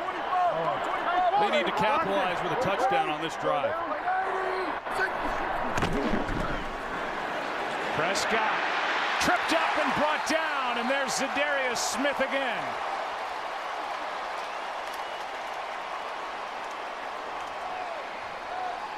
And that moves the ball back outside the 15 to the 18 for 3rd and goal. That's Zadarius Smith. He comes off the edge, and Prescott trying to hang in there and work that side of the field, but just no match with Fleming. Boy, he has been a nightmare. The Smiths have combined for 3 sacks in this one. As many sacks in this game as over the first 4. Prescott on 3rd and goal has to come underneath, incomplete. And this Packer defense is making Mike Pettin proud. Yeah, let's meet at the quarterback is what Fackrell and Zadarius Smith are saying. I mean, you're going to see at the end of this, and Prescott's just trying to preserve himself at this point. But they get down in there, and then they've just shot themselves in the foot with protection. They've had penalties. And a 36-yard try up coming from Maher. He missed from 54 earlier. 3 for 5 on the year now. 4 for 6. The Cowboys are on the board, but Green Bay leads by 21. Just under 6 to go, quarter number 3. So far, we're going to walk out of this stadium thoroughly impressed by the job done by this Green Bay Packers defense. They have swarmed Dak Prescott. Prescott and the Cowboys have done little or nothing on 3rd down. Sacks are coming on that important down. And a couple of turnovers in the ball game. Packers lead by 21. Jordan Lewis in on the stop. As Tremont Smith returns it. Here's some sounds from the sideline of Packer D. We'll go 100%. Hey, let's dominate tonight. Just don't rush to get there. We're gonna come back. We'll have many of them. Uh-oh. Yeah. Zadarius Smith has come to play in this one. Preston Smith has a sack as well. Zadarius 2. Well, you look at it, it started for the Cowboys right on the opening possession. The ball that went through Amari Cooper's hands in the interception. And, you know, the Packers are 3 for 4 in the red zone, coming away with touchdowns. Cowboys just 3 points, crossing midfield 6 times. Here's a direct snap to Aaron Jones. What a game he's put together. And some good acting by Aaron Rodgers, as he looked like it was a wide snap, but that looked like a straightaway play all the way. Yeah. I guess, well, maybe. you know what? Yeah, I'm with you. I don't think it was. I think that the way Jones was coming in and Aaron's reaction, it would have been a handoff. But that's, of course, Patrick Lucas. He's the one who's now at center. So Lucas Patrick. Patrick's taken over for Lindsley. Yeah. And he's had a couple of wide snaps in the shotgun. This one's on target. Rodgers, is he on target? Broken up, and flags on the coverage. Valdez-Scantling with Anthony Brown back there for Dallas. That'll be interesting to take a look at. I in real time did not think he was beat, but did not think that that was a penalty. Pass interference. Defense number 30. Spot foul. Automatic first down. Well, there's no such thing as face guarding in the NFL. Mike, was there enough contact there to not allow Valdez-Scantling to get to the ball? Yeah, there was, and Jason's going to look to challenge this. He has to challenge this at this point and in the game. he is going to lose it because in slow motion you can see that he does get there, but right before the ball arrives, and then hits him in the back of the chest. Again, the fact that it was called, I don't think you change this.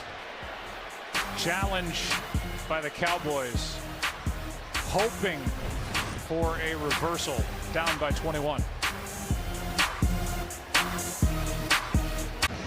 Well, during the break, the announcement by Ron Torbert that they looked at it, they're not overturning the call. And then watch this on the sideline with the side judge, Scott Edwards, comes down. At the end, he says, if you don't like it, throw the flag. Okay. Okay. I will. There you go. You know, it's I didn't think there was enough there to warrant pass interference, but as we know, these officials just are very, very reluctant.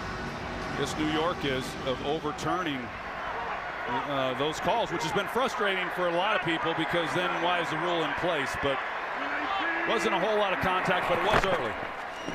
It's a 39-yard penalty, and here's one for Mercedes Lewis. Good blocking out in front, and Lewis is dragged down or knocked down from behind by Armstrong after a catch and run of 15 yards. Good block by Elton Jenkins out there again. Yeah, Elton Jenkins, he's had a heck of a game. He's really had a heck of a start to his NFL career. And how about Matt LaFleur and the job that he's done today with the offense and keeping things balanced and rebounding with the run game that they weren't able to get going against Philadelphia. The screen game has been good, this time to Mercedes Lewis.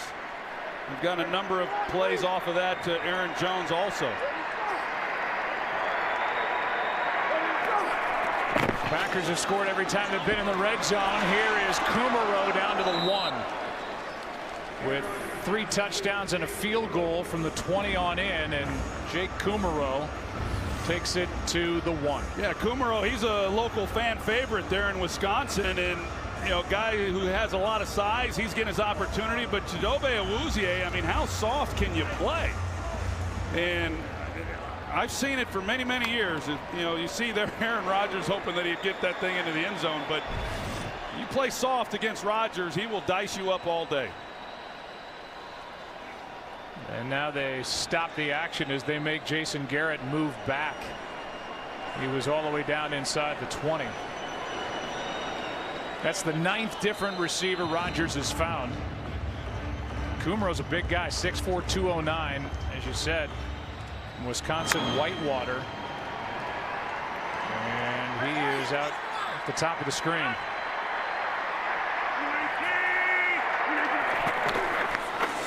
Jones is going to reach and get it, his 4th of the game, to tie a Packer franchise record.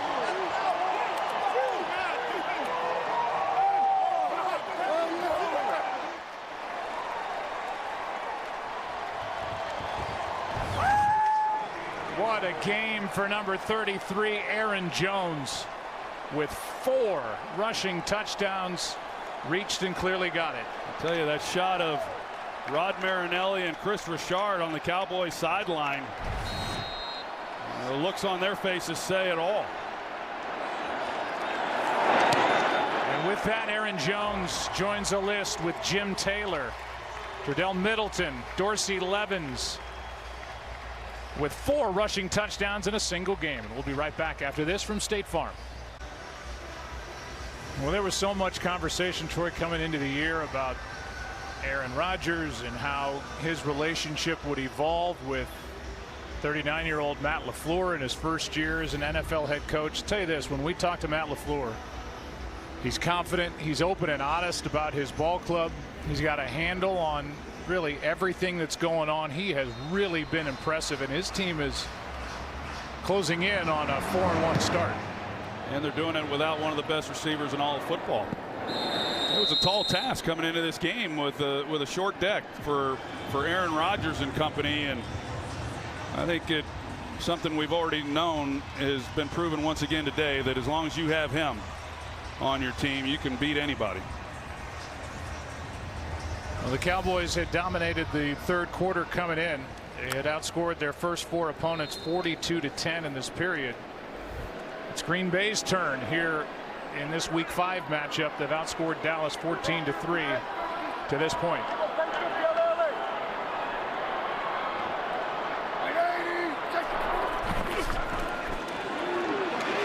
Prescott throws wide off the hands of Gallup.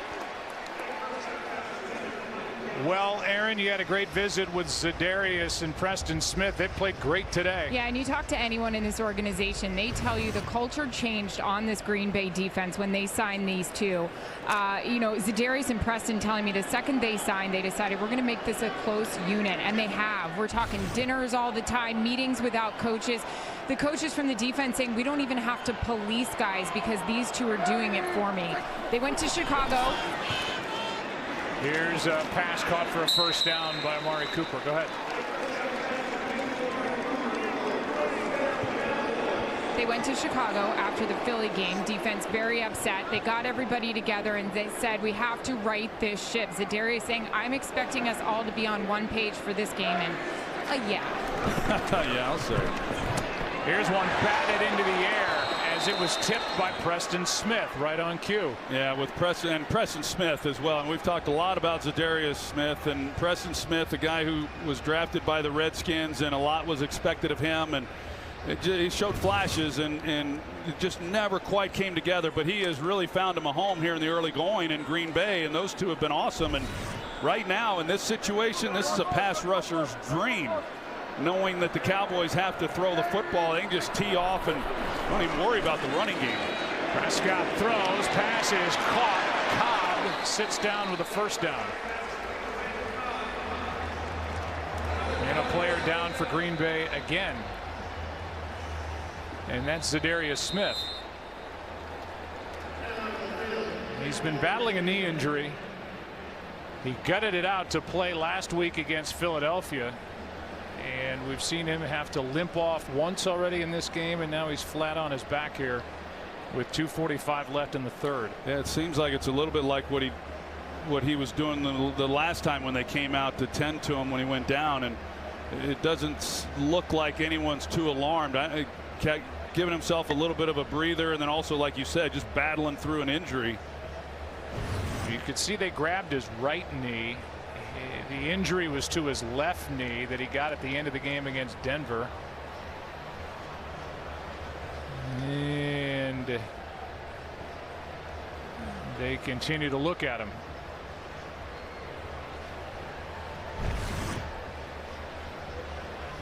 In this game, running back Aaron Jones has had 4 rushing touchdowns prior to that last one. With his 3, made our guys and gals dig into the record book, and Randall Cobb was the last Packer, ironically, to have 3 touchdowns from scrimmage in a ball game, and now Aaron Jones has gone one better. And he's had a lot of room to run and taking advantage of it. In the NFC East, the Dallas Cowboys come in at 3-1. They are in trouble here. Philadelphia won today easily as they just took apart the Jets. The Giants lost as they lost at home to the Vikings. Redskins are 0-5 as they got knocked around by the New England Patriots. And this NFC East is going to be a fun battle, you would think, down the stretch by the teams that are in the top two spots, Dallas and Philly. Yeah, that matchup between those two is coming up here in a couple weeks. 2 weeks. Here's one for Cooper. Nice tackle made by Chandon Sullivan, who has a pick in this game. That happened at the 40 a moment ago. Gain of 6.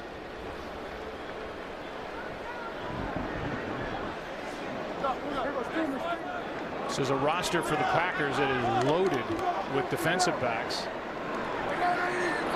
With the injuries they've sustained, they've needed some bodies. Prescott hit as he throws, and the pass is caught. Gallup, touchdown, Dallas.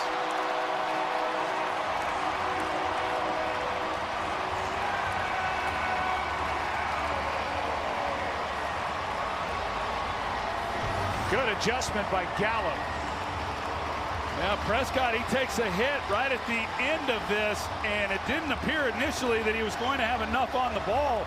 Double move on the outside. Tramon Williams just is not able to find the ball once he gets turned around, and Gallup coming up with another big play. Kingsley Keke, who the Packers drafted out of A&M in the 5th round to be a pass rusher, got there. He hit Prescott, who let it fly, and Prescott hooks up with Gallup for a 40-yard touchdown. Nearly 100,000 people packed into this stadium wondering what's to come over the last 17 clock minutes of this ball game. This Wednesday, from the Olympics to the Super Bowl, these celebrity singers come from everywhere, and this week will be the most stunning performance yet. Who will be unmasked? Find right here on Fox. That's on Wednesday.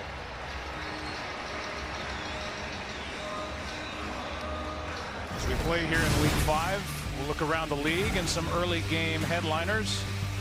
A win for the Ravens on a Justin Tucker field goal. Kyler Murray, Cliff Kingsbury, they get their first win as they beat Cincinnati, still winless.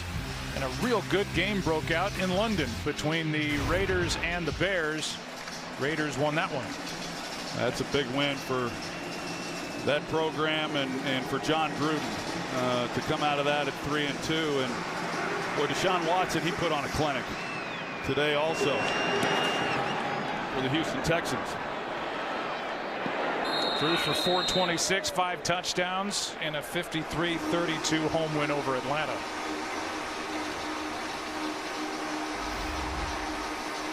There's the day for Aaron Rodgers. Packers finally put up over 400 yards of offense 2 Thursdays ago at home against Philly. It wasn't enough, but they got a little bit of a rhythm going, and even though they suffered a home loss, they felt like coming in, they were on the verge of some good things. And it's been a strong performance here in Texas. So as Darius Smith exit the field. Flag on the play. Rodgers throws it in the direction of Allison. Well, it looks like it's going to be a hold in 1st and 20. Right now the Cowboys just hoping to get the ball back to their offense. Offense number 74. 10-yard penalty. Repeat first down. The Cowboys defensively hoping to make a stop here and get the ball back to their offense before this 3rd quarter ends. I mean, if they can get possession of the ball down 3 scores, you know, they've got a chance. And the Packers, they're 1st and 20. That's no day at the beach, but they're just trying to get some first downs and get this thing into the 4th quarter and make the Cowboys go the long distance once they get the ball. 4th holding call against the Packers offensive line, the 2nd on the rookie Jenkins. Delayed handoff. Carson, right side. Not much. Covington up to make the stop.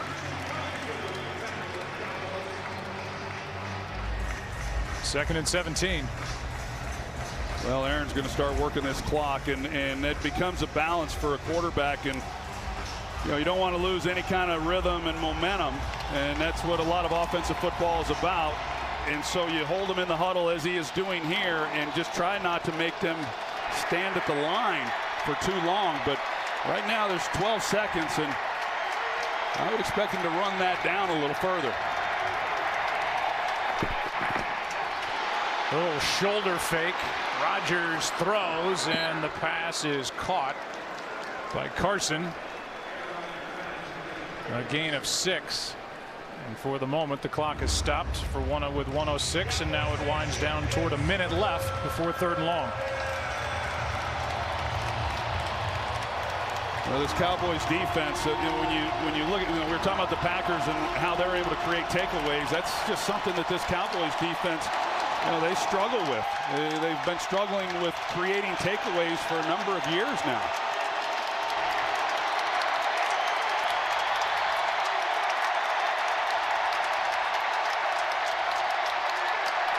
Cowboys bring a blitz. Rodgers throws it downfield, incomplete. And with 27 seconds left, Rodgers shaking his head. It'll be 4th down here in the 3rd quarter. Well, they're able to get pressure back in his face, and just not a very good possession, starting with the hold on 1st down to put him in 1st and long. But the Cowboys now, they have a chance to, if they're able to get a return with Tavon Austin, they have a chance to get the ball with awfully good field position. Cowboys lost a timeout in this quarter because of that challenge. Line drive punt by Scott. And we'll see where they mark it. The answer is right at the 30. Thursday night football coming up. Rookie quarterback Daniel Jones and the Giants take on Tom Brady and the Patriots. They've got a little bit of history. It'll be fun. Great one from Gillette coming up on Thursday right here on Fox. Yeah, I'm really looking forward to watching Daniel Jones. I need to look this up. I'm wondering if a rookie quarterback has ever faced Bill Belichick, whether as a head coach or coordinator, that's beat him. That's not going to be an easy time. Prescott down the sideline, and the pass is incomplete. Out of bounds was Amari Cooper. Good coverage by Alexander. Yet again, they were stride for stride. Amari, he thinks he caught it. Well, he dragged the right foot. The question is, was the left foot in? He's got possession there. Yeah. That's a catch. Did. And Jason Garrett is going to get a penalty flag. Jason Garrett and that official have been getting into it, and Garrett slammed the challenge flag down in front of that official, and then that official threw a flag on Garrett. Yeah, I've known Jason Garrett a long time, and it's not how he conducts himself, and I know that that's what's so maddening right now is for him to draw that penalty. And that's Scott Edwards again. They got into it when Garrett tried to challenge. Dallas has challenged a ruling on the field of an incomplete pass. That play is under further review. Just to finish, it was on the Anthony Brown call where those two kind of got into it on the sideline. Yeah, and I'm just wondering if something was said, because just throwing the flag down like that, to me, that does not warrant a penalty. Mike, what do you think? Troy, that's what I say. I think there might be something that was said there, along with what might have been said earlier when he didn't get the pass interference call. Brings up an interesting situation here, because you've got the dead ball foul, of course, on Jason. So they should look at this, make this a catch. All right. And then they have the Jason Garrett unsportsmanlike conduct penalty, which will back it up 15 yards. And it'll be should be first and 25, because it was an act against an official. So it might be that situation now where really Dallas could end up with a 1st and 25. Well, you remember that exchange they had when Jason was talking about throwing the challenge flag, and again it was with Scott Edwards, who wears number 3. This was earlier, and watch at the end. He said he's not playing the ball, throw the flag, which Garrett did. They did not get the call of the reversal. That cost him a timeout, and this one had some heat on it. Well, I said it earlier in the game towards the end of the first half. There's a lot of pressure mounting for this Cowboys team. And there certainly is on Jason Garrett. The expectations coming into the season, no contract. He's in his last year. A lot of people believe he's got to get to the NFC Championship game for him to get a new contract. And obviously this game has not gone the way that they would have liked. And I've just never quite seen that. I've got it, like we said, something just had to have been said that warranted the flag. Otherwise, from what we have seen, just slamming it to the ground, that's not enough. Mike? And my crack producer here, Roger Ruth, just reminds me that that's the same for a coach as a player. So he just got his first unsportsmanlike conduct for an act against an official. If he gets a second one, he's ejected Dallas from the game. receiver established control of the football, got 2 feet down inbounds. It is a completed catch for a first down at the 43-yard line of Green Bay. After the play was over, unsportsmanlike conduct by the Dallas bench. That 15-yard penalty will be assessed from the dead ball spot. It will be first down and 25 yards to go from the Dallas 42. Please set the game clock to 14 seconds, please. 14. The clock will start on my ready for play signal.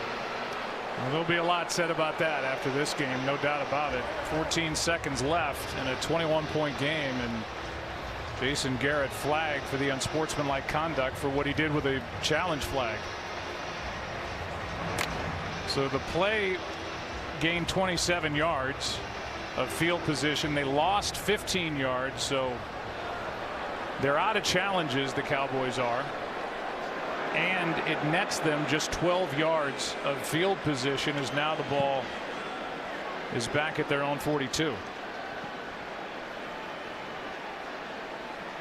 Yeah, nets 12 yards, and the biggest thing in this is that it's 1st and 25. And can they overcome that? And again, out of challenges.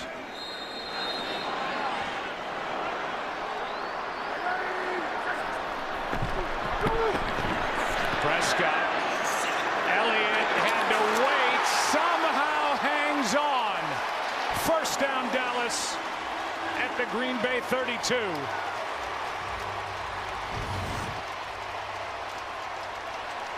Well, you see Ezekiel Elliott, he just has got a free release. They bring the pressure, and Dak Prescott just has to try to lay it up as best he can. That's an outstanding job by Ezekiel Elliott, being able to, in traffic, secure the catch. And get the first down, and now players down on the sideline for Green Bay. It was Preston Smith that had pressure on Prescott.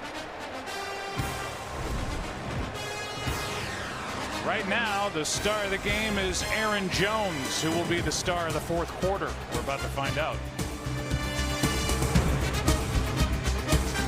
It was the rookie Rashawn Gary who was down on the sideline at the end of the third quarter. Well, he's smiling, so that's good, but he got caught because he was blitzing if Ezekiel Elliott. He was rushing the passer if Ezekiel Elliott was staying in to block, but once he free released, then Gary, he had to try to cover him. And stretched out a hamstring. Zadarius Smith back in the ball game for Green Bay. Here is a fake toss by Austin, trying to pick his way, and he does down inside the 20. Let's go back to that big completion to Ezekiel Elliott. Yeah, here's Rashawn Gary here. You're going to see he's assigned coverage with Zeke, but he thought that he was going to block. And when he then released, he had to try to run with him, and that wasn't going to happen. Prescott. Witten, his first of the game. Got both feet down to the 5. There's a little something brewing here in Arlington, Texas. A completion of 13. Yeah, Josh Jackson in coverage, and fairly soft. You see the out route then by Witten and the separation he's able to create. And yeah, the momentum certainly, the Cowboys are starting to feel it. Career catch number 1,167 for Witten. And this one hits Cobb in the backside, goes to the ground. Flags are thrown on the play as Zadarius Smith comes up with the fumble recovery, and there was movement along the line. That play might have been ruled dead before the snap. Well, that would be interesting, no doubt. Here's a call. Before the ball was snapped, it was a false start by the offense. It's a 5-yard penalty. It's Dallas's ball. Repeat first down. Because they shut the play down, there is no fumble, and that is the break of all breaks here as they try to get back in the ball game. Couldn't really tell. Well, couldn't really tell where the ball, but I didn't see it in the one shot with the snap as to who might have been moving. We'll have Mike Pereira dissect that in a moment. Meanwhile, it's 1st and goal back at the 10. They fake the handoff, floated over the middle, and picked off. Intercepted by Will Redmond.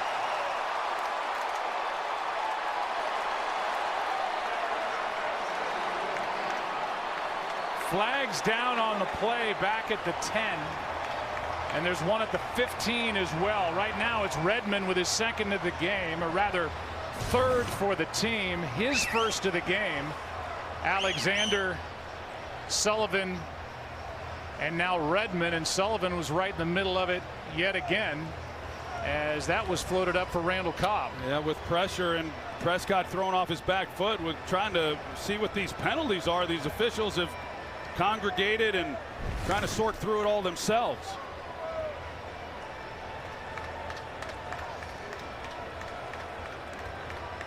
I see 2 flags down, which doesn't necessarily mean there are 2 fouls.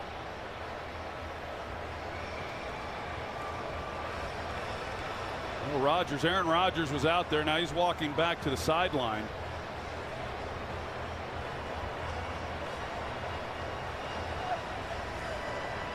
And it's not just the officials getting together. You've got Packer players standing around.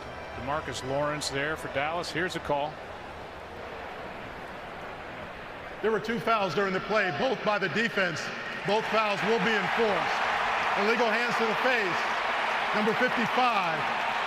After the play was over, and sportsmanlike conduct, number 97. Both fouls will be enforced. It'll be Dallas's ball, 1st down. Well, that's back-to-back plays where the Cowboys turned it over, but they get it back because of penalty. And there's the call against Zadarius Smith.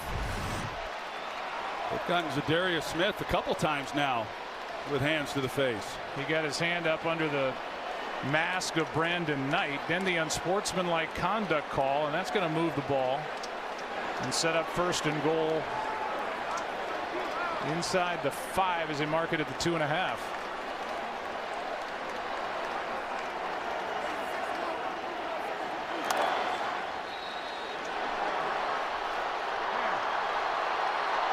Let's see if Ezekiel Elliott gets into the mix here, carrying the ball.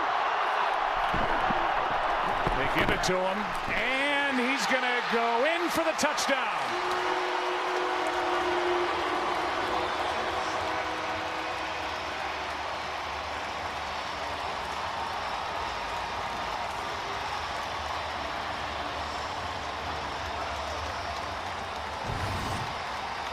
That's just a good, strong run by Ezekiel Elliott. Contact right in the backfield by Dean Lowry, and he just carries him right across the goal line. There's amazing power that this guy has. Rushing touchdown number 4, and his big catch followed the penalty on the Cowboys bench, and in particular Jason Garrett, to set them up. Well, this game just got a whole lot more interesting.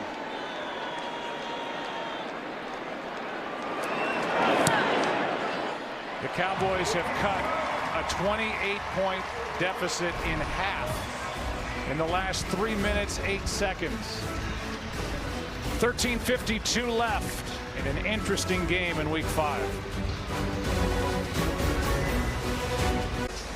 The Cowboys are at least back in the ball game. We're going to look in a moment at that false start that shut the play down when the center snapped the ball off Randall Cobb in the backfield. It was the first of back-to-back plays where giveaways were erased because of penalties on the Green Bay defense. Packers will have it here at the 25. Watch the entire line, really the left side. Troy moves, and with Frederick snapping it, the timing was all off. I think Frederick might have been a little late in snapping the ball, and that's why they shut it down. That's exactly what happened. You know, everyone else was in unison coming off the ball. Just Frederick not snapping it on time. 13:52.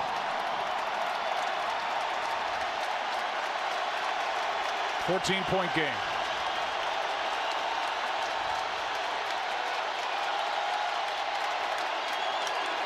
Jones carries, and he's out across the 30. Malik Collins with a stop after a gain of 6. Well, ideally, that's what they'd like to do. Lucas Patrick right there in the middle at center. He does a nice job, and for first down to be able to run the ball and get that kind of yardage, that's a good start to this drive after going 3 and out the last time they had it.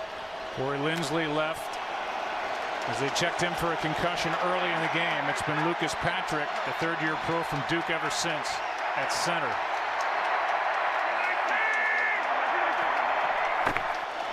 Second down and 4. This time Jones wrapped up, and the play made by Joe Thomas. Well, the Cowboys are definitely loading up against the run, and it didn't matter on first down. The Packers still able to get a nice gain. That time they do make a stop to bring up a really big third down right now, and see whether or not the Packers are able to do anything with it. I do, when you look at this and how the Packers are going to maintain possession if they pick it up here, I think it's going to have to be with Aaron Rodgers. Packers 3 for 8 on third down. 3rd and 5. Rodgers to his right. Flag is thrown. Pass incomplete. They're going to get Jeff Heath. He was working against Jimmy Graham. Before the pass was thrown, holding. Defense number 38. 5-yard penalty. Automatic first down. This was right in front of us, and the left arm does kind of hook him, but it looked like Jimmy, I saw it in real time, it looked like Jimmy Graham was kind of stumbling coming out of that break a little bit. Jeff Heath thought so too. So the stumble into Heath. Heath gets called for a hold, and that'll move the ball to the 35, and not something you can review. And as I mentioned earlier, the Cowboys are out of challenges anyway.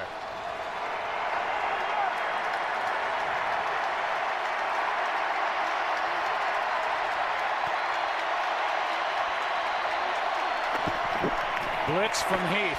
Packers pick it up. Pass is incomplete for Allison. And that time Anthony Brown had his back to Aaron Rodgers, who's looking for a flag, and the Packers don't get it. Well, this was the right idea. You know, you got a big guy in Allison, and it's just one that Rodgers was not able to get up. I think, you know, Allison, when he goes to the ground, everybody's looking for a flag anymore, and Rodgers certainly was. I think it's a throw that Rodgers would have liked to have gotten a little higher, because you got this single safety and man across the board. You got some opportunities for some plays. 2nd and 10. Play clock at 5. Yeah, and the problem is when those are incomplete, then you stop the clock. Blitz. And the Cowboys finally get home. Dorrance Armstrong. First sack of the game for Dallas. Well, Dorrance Armstrong's in here. He's going to go over the right guard, Billy Turner. So there's the pressure inside, and as good as Rogers is as escaping this, just unable to.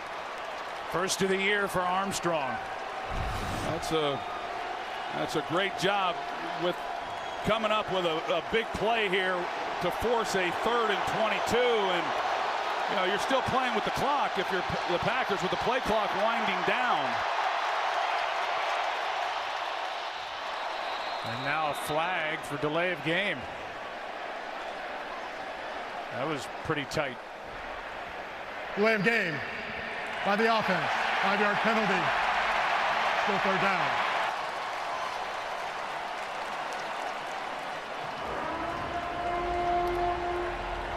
That moves the ball back inside the 20, inside the 19, 3rd and 27.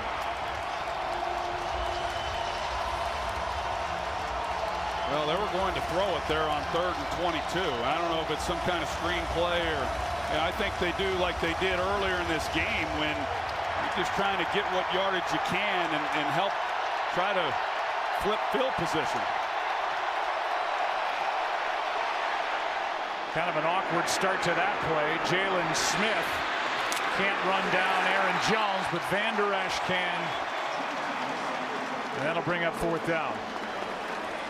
It was awfully close to a false start at the beginning of that play. 4th and 21. Here comes the punt team for the Packers. Well, that's 2 good defensive stops now for the Cowboys, and you know, 10 minutes and whatever getting the ball back to their offense. There's still lots of time.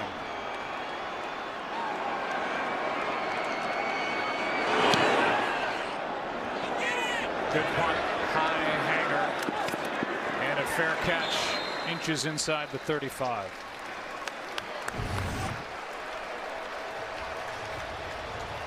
And Aaron Rodgers came over to the bench, talking to his first-year head coach Matt LaFleur about something somebody was or wasn't doing out on the field, or maybe not getting a call on what looked like possible pass interference on Anthony Brown earlier. Well, we definitely know Aaron Rodgers is almost like an offensive coordinator himself, so he's got a lot of opinions. On 1st down, 4-man rush. Prescott protected, fires a pick. King.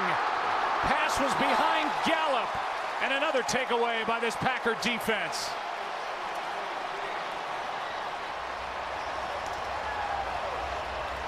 And Zadarius Smith and Dak Prescott go face to face. Just not on the same page for whatever reason, because Prescott had time in the pocket. You can see he's going to be throwing it to his right. It's a curl route, a deep curl, and he's thinking it's going to be thrown one place, and you got Kevin King who's there, and it's thrown in behind him. You know, Gallup has missed some time, but these guys have worked together enough that those are costly mistakes, as Jerry Jones knows all too well. Second career 3-interception game for Prescott, which matches his total over the first 4 ball games of the year. Yeah, you know, it's one of those hard deals, you know, when you've got a receiver who's up the field. As a quarterback, I expect him to work back towards me, and I didn't think the route was, there's obviously a ton of contact at the top of this, and boy, the timing of that is what, the timing of the contact is what threw off, the contact threw off the timing of the throw, is what I guess I'm saying. And so Prescott didn't hold it to find out exactly where he was coming out of, and thought he was going to come back down the stem. And when you're throwing the ball early like that, if you're not on the same page, those type of things can happen.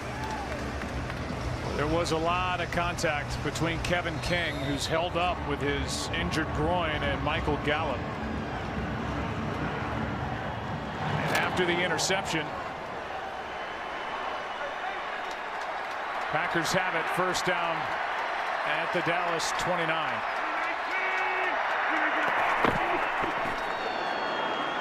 Handoff is to Aaron Jones.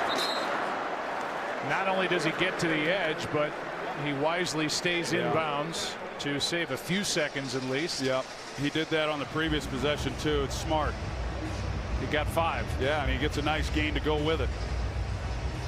You know, I mean, they are clearly within Mason Crosby's field goal range when they first the ball comes out. But you know, you wonder if Chris Richard, Marinelli, they don't dial something up, just trying to create havoc to make a bad play, to try to put some distance on a field goal, which would make it a 3-possession game. Hand off to Jones again.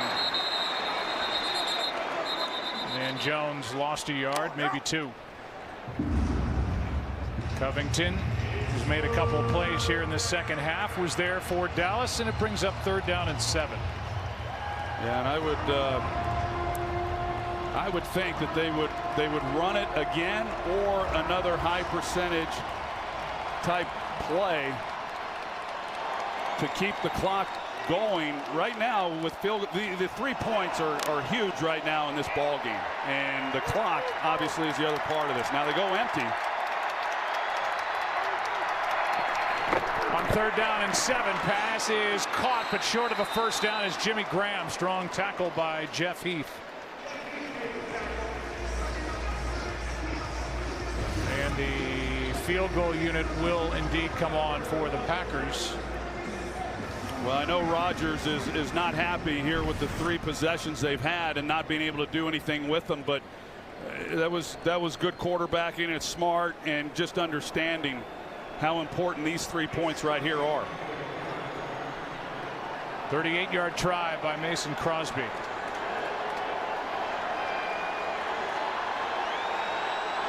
He has some good memories in this stadium. And he adds to them as he makes it a 17-point game.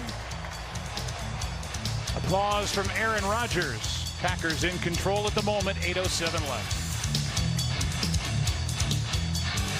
We're there for Super Bowl 45. It was here in Arlington, Texas. The game started out with an opening drive touchdown from Rodgers to Jordy Nelson, who's in the house today. Greg Jennings scored in the first drive of the 4th quarter, put the Pack up by 10. MVP Aaron Rodgers, 304 pass yards, 3 touchdowns, and the 13th NFL championship in Packer history.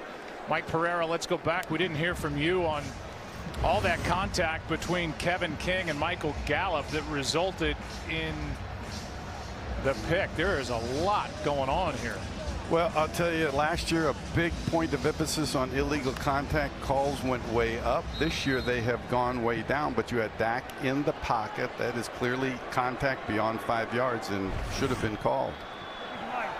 King gets his 2nd interception as a result of no call, and he has been in and out of the medical tent. Aaron Andrews telling us it's the groin again for King. He's trying to come back. And here's Gallup, thrown down by Tramon Williams. And a flag is down right in the center of the field.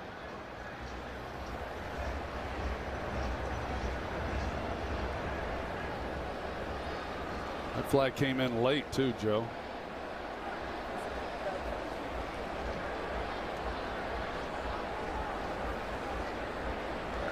The Packers are backing up. Might have been on Zadarius Smith again, the way that. After the play was over, personal foul, unnecessary roughness, defense, number 55. That 15-yard penalty is assessed from the end of the play. Automatic 1st down. Remember, we saw Zadarius Smith and Dak Prescott go face-to-face at the end of that interception. The last time the Cowboys offense was out on the field, and Zadarius was right in the middle of it. And he's had some costly penalties. That's a big penalty right now. That's his 3rd time being flagged today, Zadarius Smith.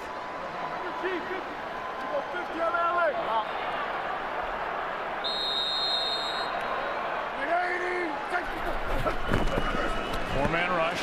Prescott floats it for Cooper, hits him in stride. Cooper stays in bounds for the touchdown. Wow.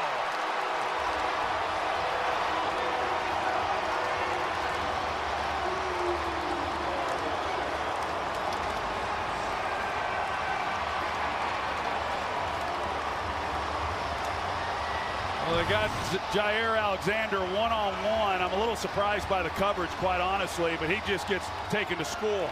And Amari Cooper able to fight through that, doesn't make the tackle, overruns it there, and a touchdown. And that's the one thing that the Packers are just trying not to do, is give up a quick score.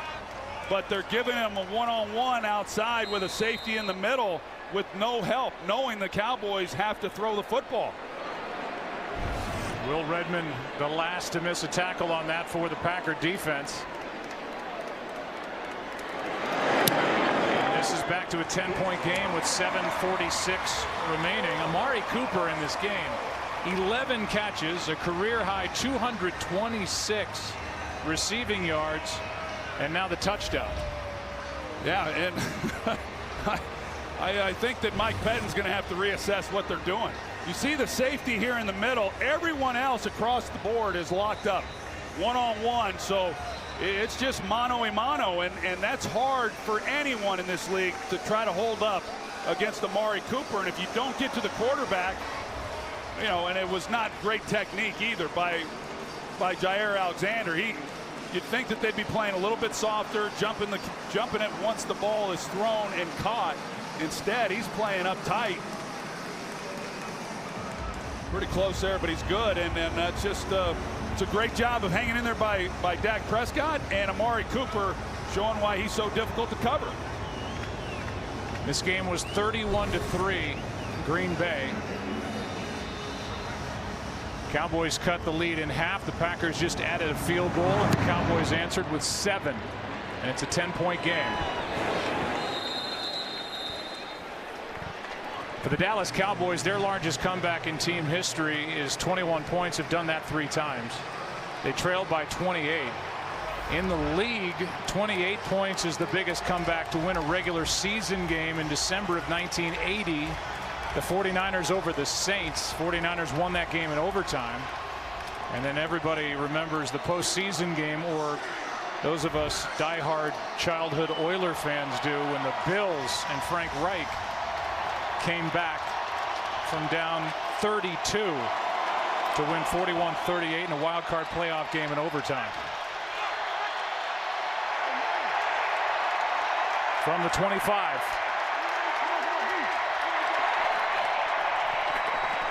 Toss to Jones, a lot of room to run. Van Der Esch cleans up at the end of it with Xavier Woods, the front end of the tackle, but 10 more yards for Aaron Jones, who's having the game of a lifetime here. Well, his first 100-yard game was against these Dallas Cowboys in 2017. So talk about what this stadium has meant to Aaron Rodgers. It's been pretty good to Aaron Jones also. That's a heck of a way to start this drive, much like the last possession when they got 6 yards on first down. Here they pick up 10. Career high 180 scrimmage yards for Aaron Jones to go with his 4 touchdown carries. Rodgers keeps and slides to keep the clock running. They will mark him at the 39. Yeah, he's not happy with the spot. I think it's a good spot. It's where the slide starts. Rodgers thought that he had gotten a little bit more, and actually should have gotten more. He gave himself up a little bit earlier than he needed to.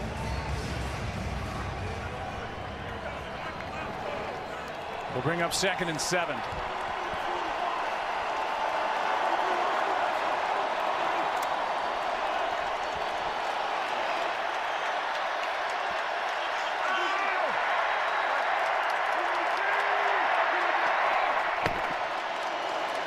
Handoff to Jones. He's got another first down for Green Bay.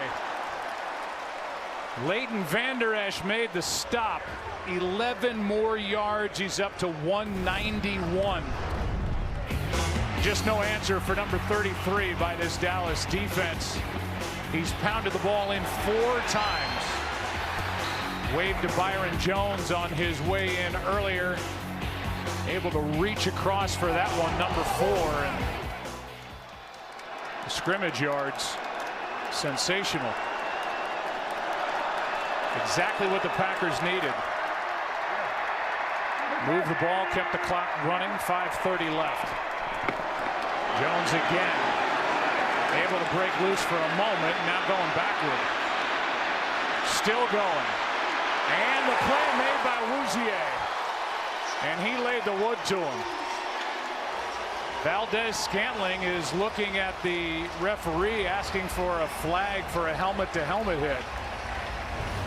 But no flag. Well, Wouzier saw him traversing, and you're right, he came flying in there. And usually there's not many guys in the history of this league who can traverse field. Barry Sanders being one of the few that can turn something like that into a positive. Mike Pereira says no helmet-to-helmet contact. Good, no call. Second down and 20 now. Timeout, Green Bay. Each side has 2 left.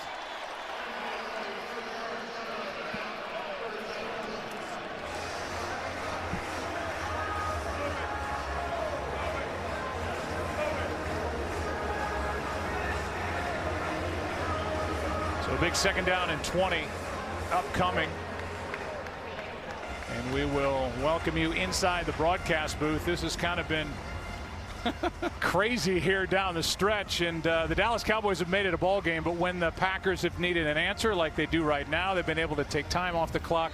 A couple of first downs. We'll see if they're able to grind the rest of this one out. Well, they were off to a good start, but that loss by Aaron Jones, that's significant. Now it's 2nd and 20, and the odds of overcoming that aren't good. So you start weighing the risk of running the ball and throwing it and having the clock stop, or just running it, trying to milk time off the clock, seeing if the Cowboys are going to use their timeouts and play that game. But if it was more manageable, I would have said you turn Aaron Rodgers loose and let him do what he does.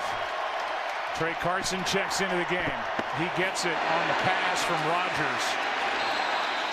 Van Der Esch and Awuzie combine on the stop, so 3rd down and long coming. After a gain of 5 with over 4 to go, 2 Cowboy timeouts. Packers lead by 10. Well, they broke the huddle pretty quick, huh? Now whistles and flags before the snap. Rodgers, he saw the substitution by the Cowboys, and I don't know if he's trying to get them. The official hasn't even gotten out of the way yet. I don't know what that was. Well, DeMarcus Lawrence came through because he saw the ball. There was no play. The ball was snapped before I released the umpire to get back into position. There is no play. It is 3rd down. Mike Pereira, that's the right decision, isn't it? It is. You've got to let the officials get into position, and umpire Terry Killens was still at the ball waiting to be released when they snapped it. So you do the only thing that you can do is basically disregard the snap and reset up. Game clock running. Play clock at 21.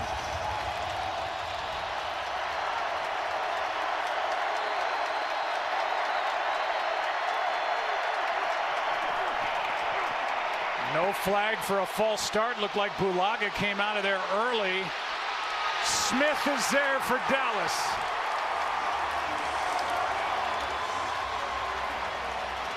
And that'll bring up 4th down.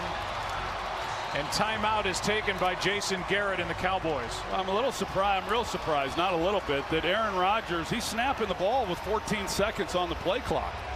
Right now the clock is what you're dealing with, and I was stunned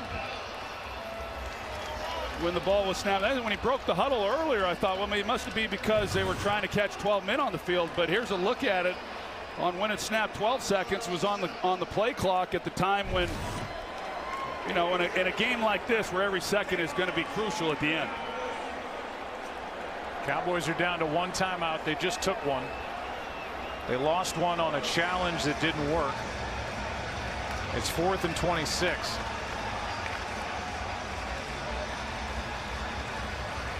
Certainly not a clean start to that last play either, with Bulaga moving off the line maybe just a moment too soon. No flag, and then Jalen Smith is there to tap down Aaron Rodgers for the big loss on the play.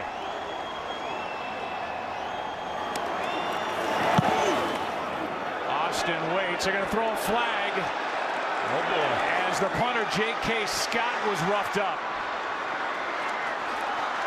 Tavon Austin out across the 15, but this is a big call coming. It was Anthony Brown who came through, and with Torbert coming to the sideline, Mike, it leads you to believe that this is not the 15-yard penalty. Mike? It is not. It is the 5-yard penalty. So now it just comes to the choice of whether or not that they want to accept the penalty. Running into the kicker by the defense. That penalty has been declined. It's Dallas's ball. First down. So it's running into and not roughing, and it certainly didn't come close to roughing. Penalty is declined, and so the Cowboys take over with 3:33 left. Well, and I'm as interested as anyone to see what Mike Pettin and this Green Bay defense elects to do. They've given up big plays on the last few possessions, none bigger than the last one to Amari Cooper, and are they going to give help on the outside to these corners and just not give up the big play and keep everything up in front of them? Which now they are. You can see they've got the safeties at 15 yards. Corners are soft. Prescott, Gallup makes the catch. Gallup trying to get out of bounds, cannot. But a first down catch for Gallup. They'll give him progress to the 30. Tramon Williams out there to make the stop.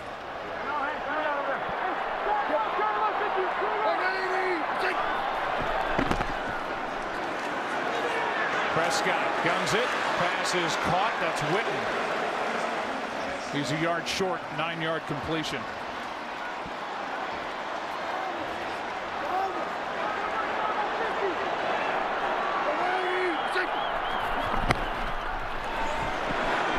Here's Witten out of bounds with a first down. Josh Jackson. They're giving him the underneath, and the Cowboys are willing to take it. Yeah, they're coming with the 4-man rush. The Cowboys are going to take it. It looks like Zadarius Smith is down for the 3rd time today.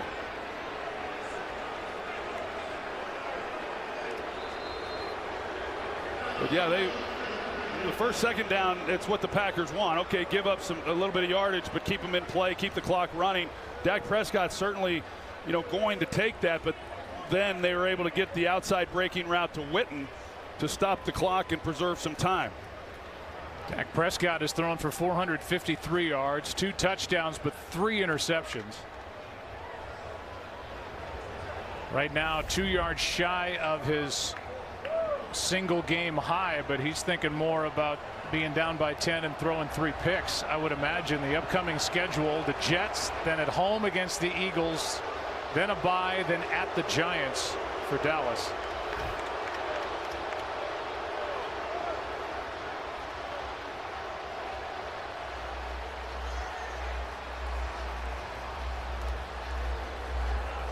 It's been a 2-sack day for Zadarius Smith, and he has hit Dak Prescott 4 times. Kyler Fackrell, who was iffy during the week with a shoulder injury, back in there now for Green Bay. Yeah, and Kyler Fackrell, he can rush the passer. He led the team with 10.5 sacks a year ago, so there's not a whole lot of drop off with him.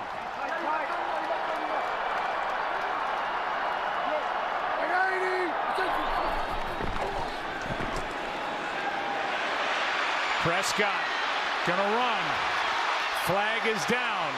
Prescott lowers his shoulder out of bounds near the 40, but a flag is down back at the Dallas 40-yard line. Pressure by Kyler Fackrell. Personal foul, roughing the passer, defense number 52. That penalty is added to the end of the play. Automatic first down. Roughing the passer is an interesting call against Rashawn Gary. Let's take a look and see what they saw. Yeah, I don't know what that call is all about. I don't see anything. And it's 15 free yards to the 25. Let's see The hand gets up against the helmet, Mike. Well, you could have it against the quarterback, but it has to be forcible contact to the head, and I just really don't see that. That's more of a glancing blow, but really not roughing the passer, unnecessary roughness, but I don't think it was. Prescott, ball's dropped. 2:29 left, and let's not forget Brandon Knight, the rookie, undrafted out of Indiana, has been out at right tackle with Lyle Collins out. They're already without Tyron Smith as Cam Fleming plays left tackle. Here's the call again. That hit up against the helmet was 15 free yards. Second and 10.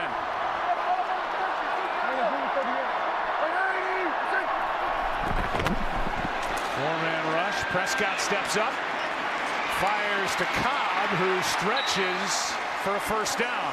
Clock runs. That's smart on him as he runs the ball. You see he runs it to the hash and puts it down to try to preserve time.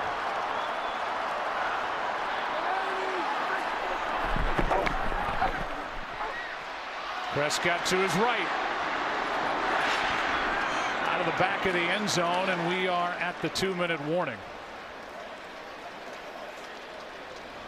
And if the Cowboys are able to get in, they're looking at likely an onside kick on top of it. 10-point game. Back after this. Well, the Green Bay Packers made big plays early, especially defensively.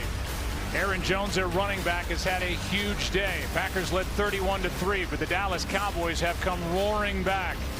Gallup a 40-yard touchdown. Amari Cooper a 53-yard touchdown catch. And it's a 10-point game. 2 minutes left. Second down and 10 from the 15. Well, Jair Alexander, looks like he's going to get a little help, but not much. He's out there by himself. Prescott goes there and overthrows Amari Cooper. Well, they take one more shot. If they don't make it, they kick the field goal, and then it becomes an onside kick. And can they get it? It's tougher to do these days. No one's gotten it yet this year in 2019.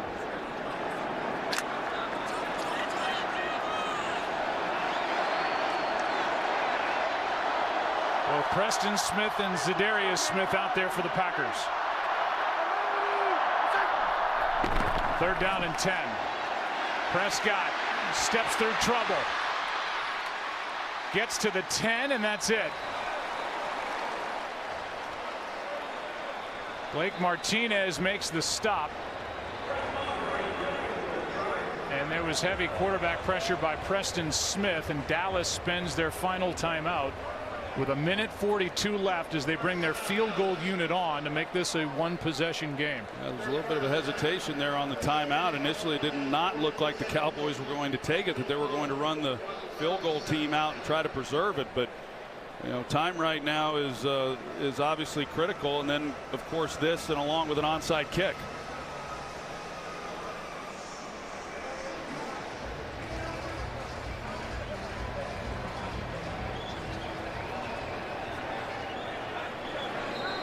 Chris Jones will place it down.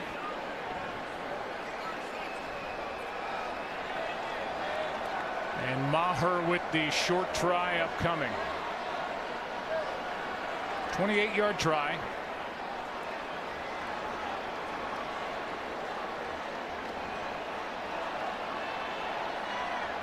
And any hope the Cowboys have of making a big comeback now has to start with Maher hitting from 28.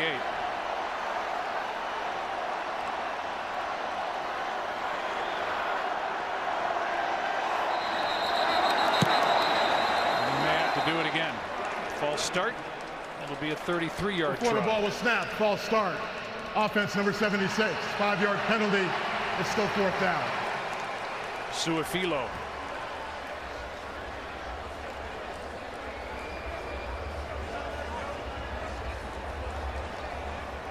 We have witnessed the most yards ever in a Packers-Cowboys game. All that history and all those matchups, 902 total yards.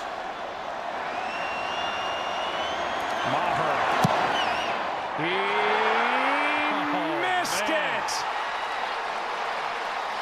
And the Green Bay Packers are a minute 41 away from a road win in Texas and a 4-1 start to the season.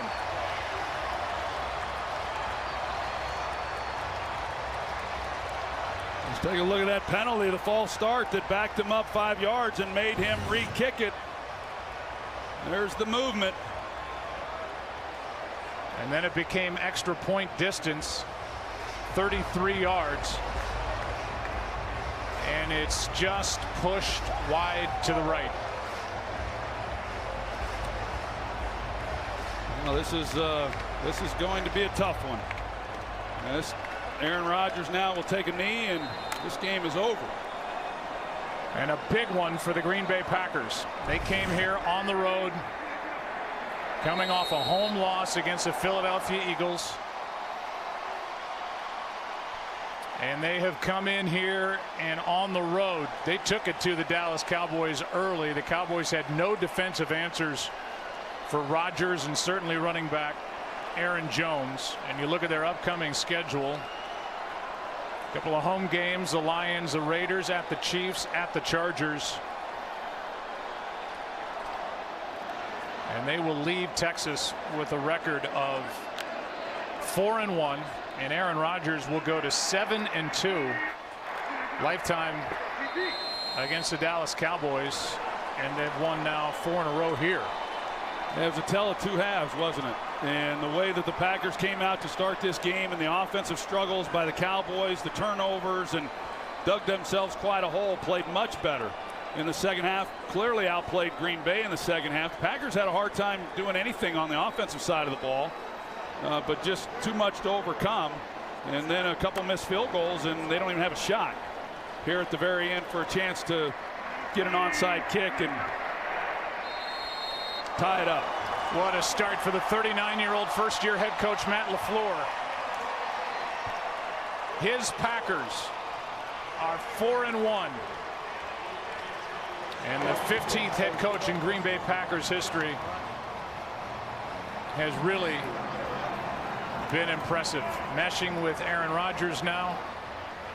And it was the ground game, wondering how they would be able to run it after they were shut down at home by Philly.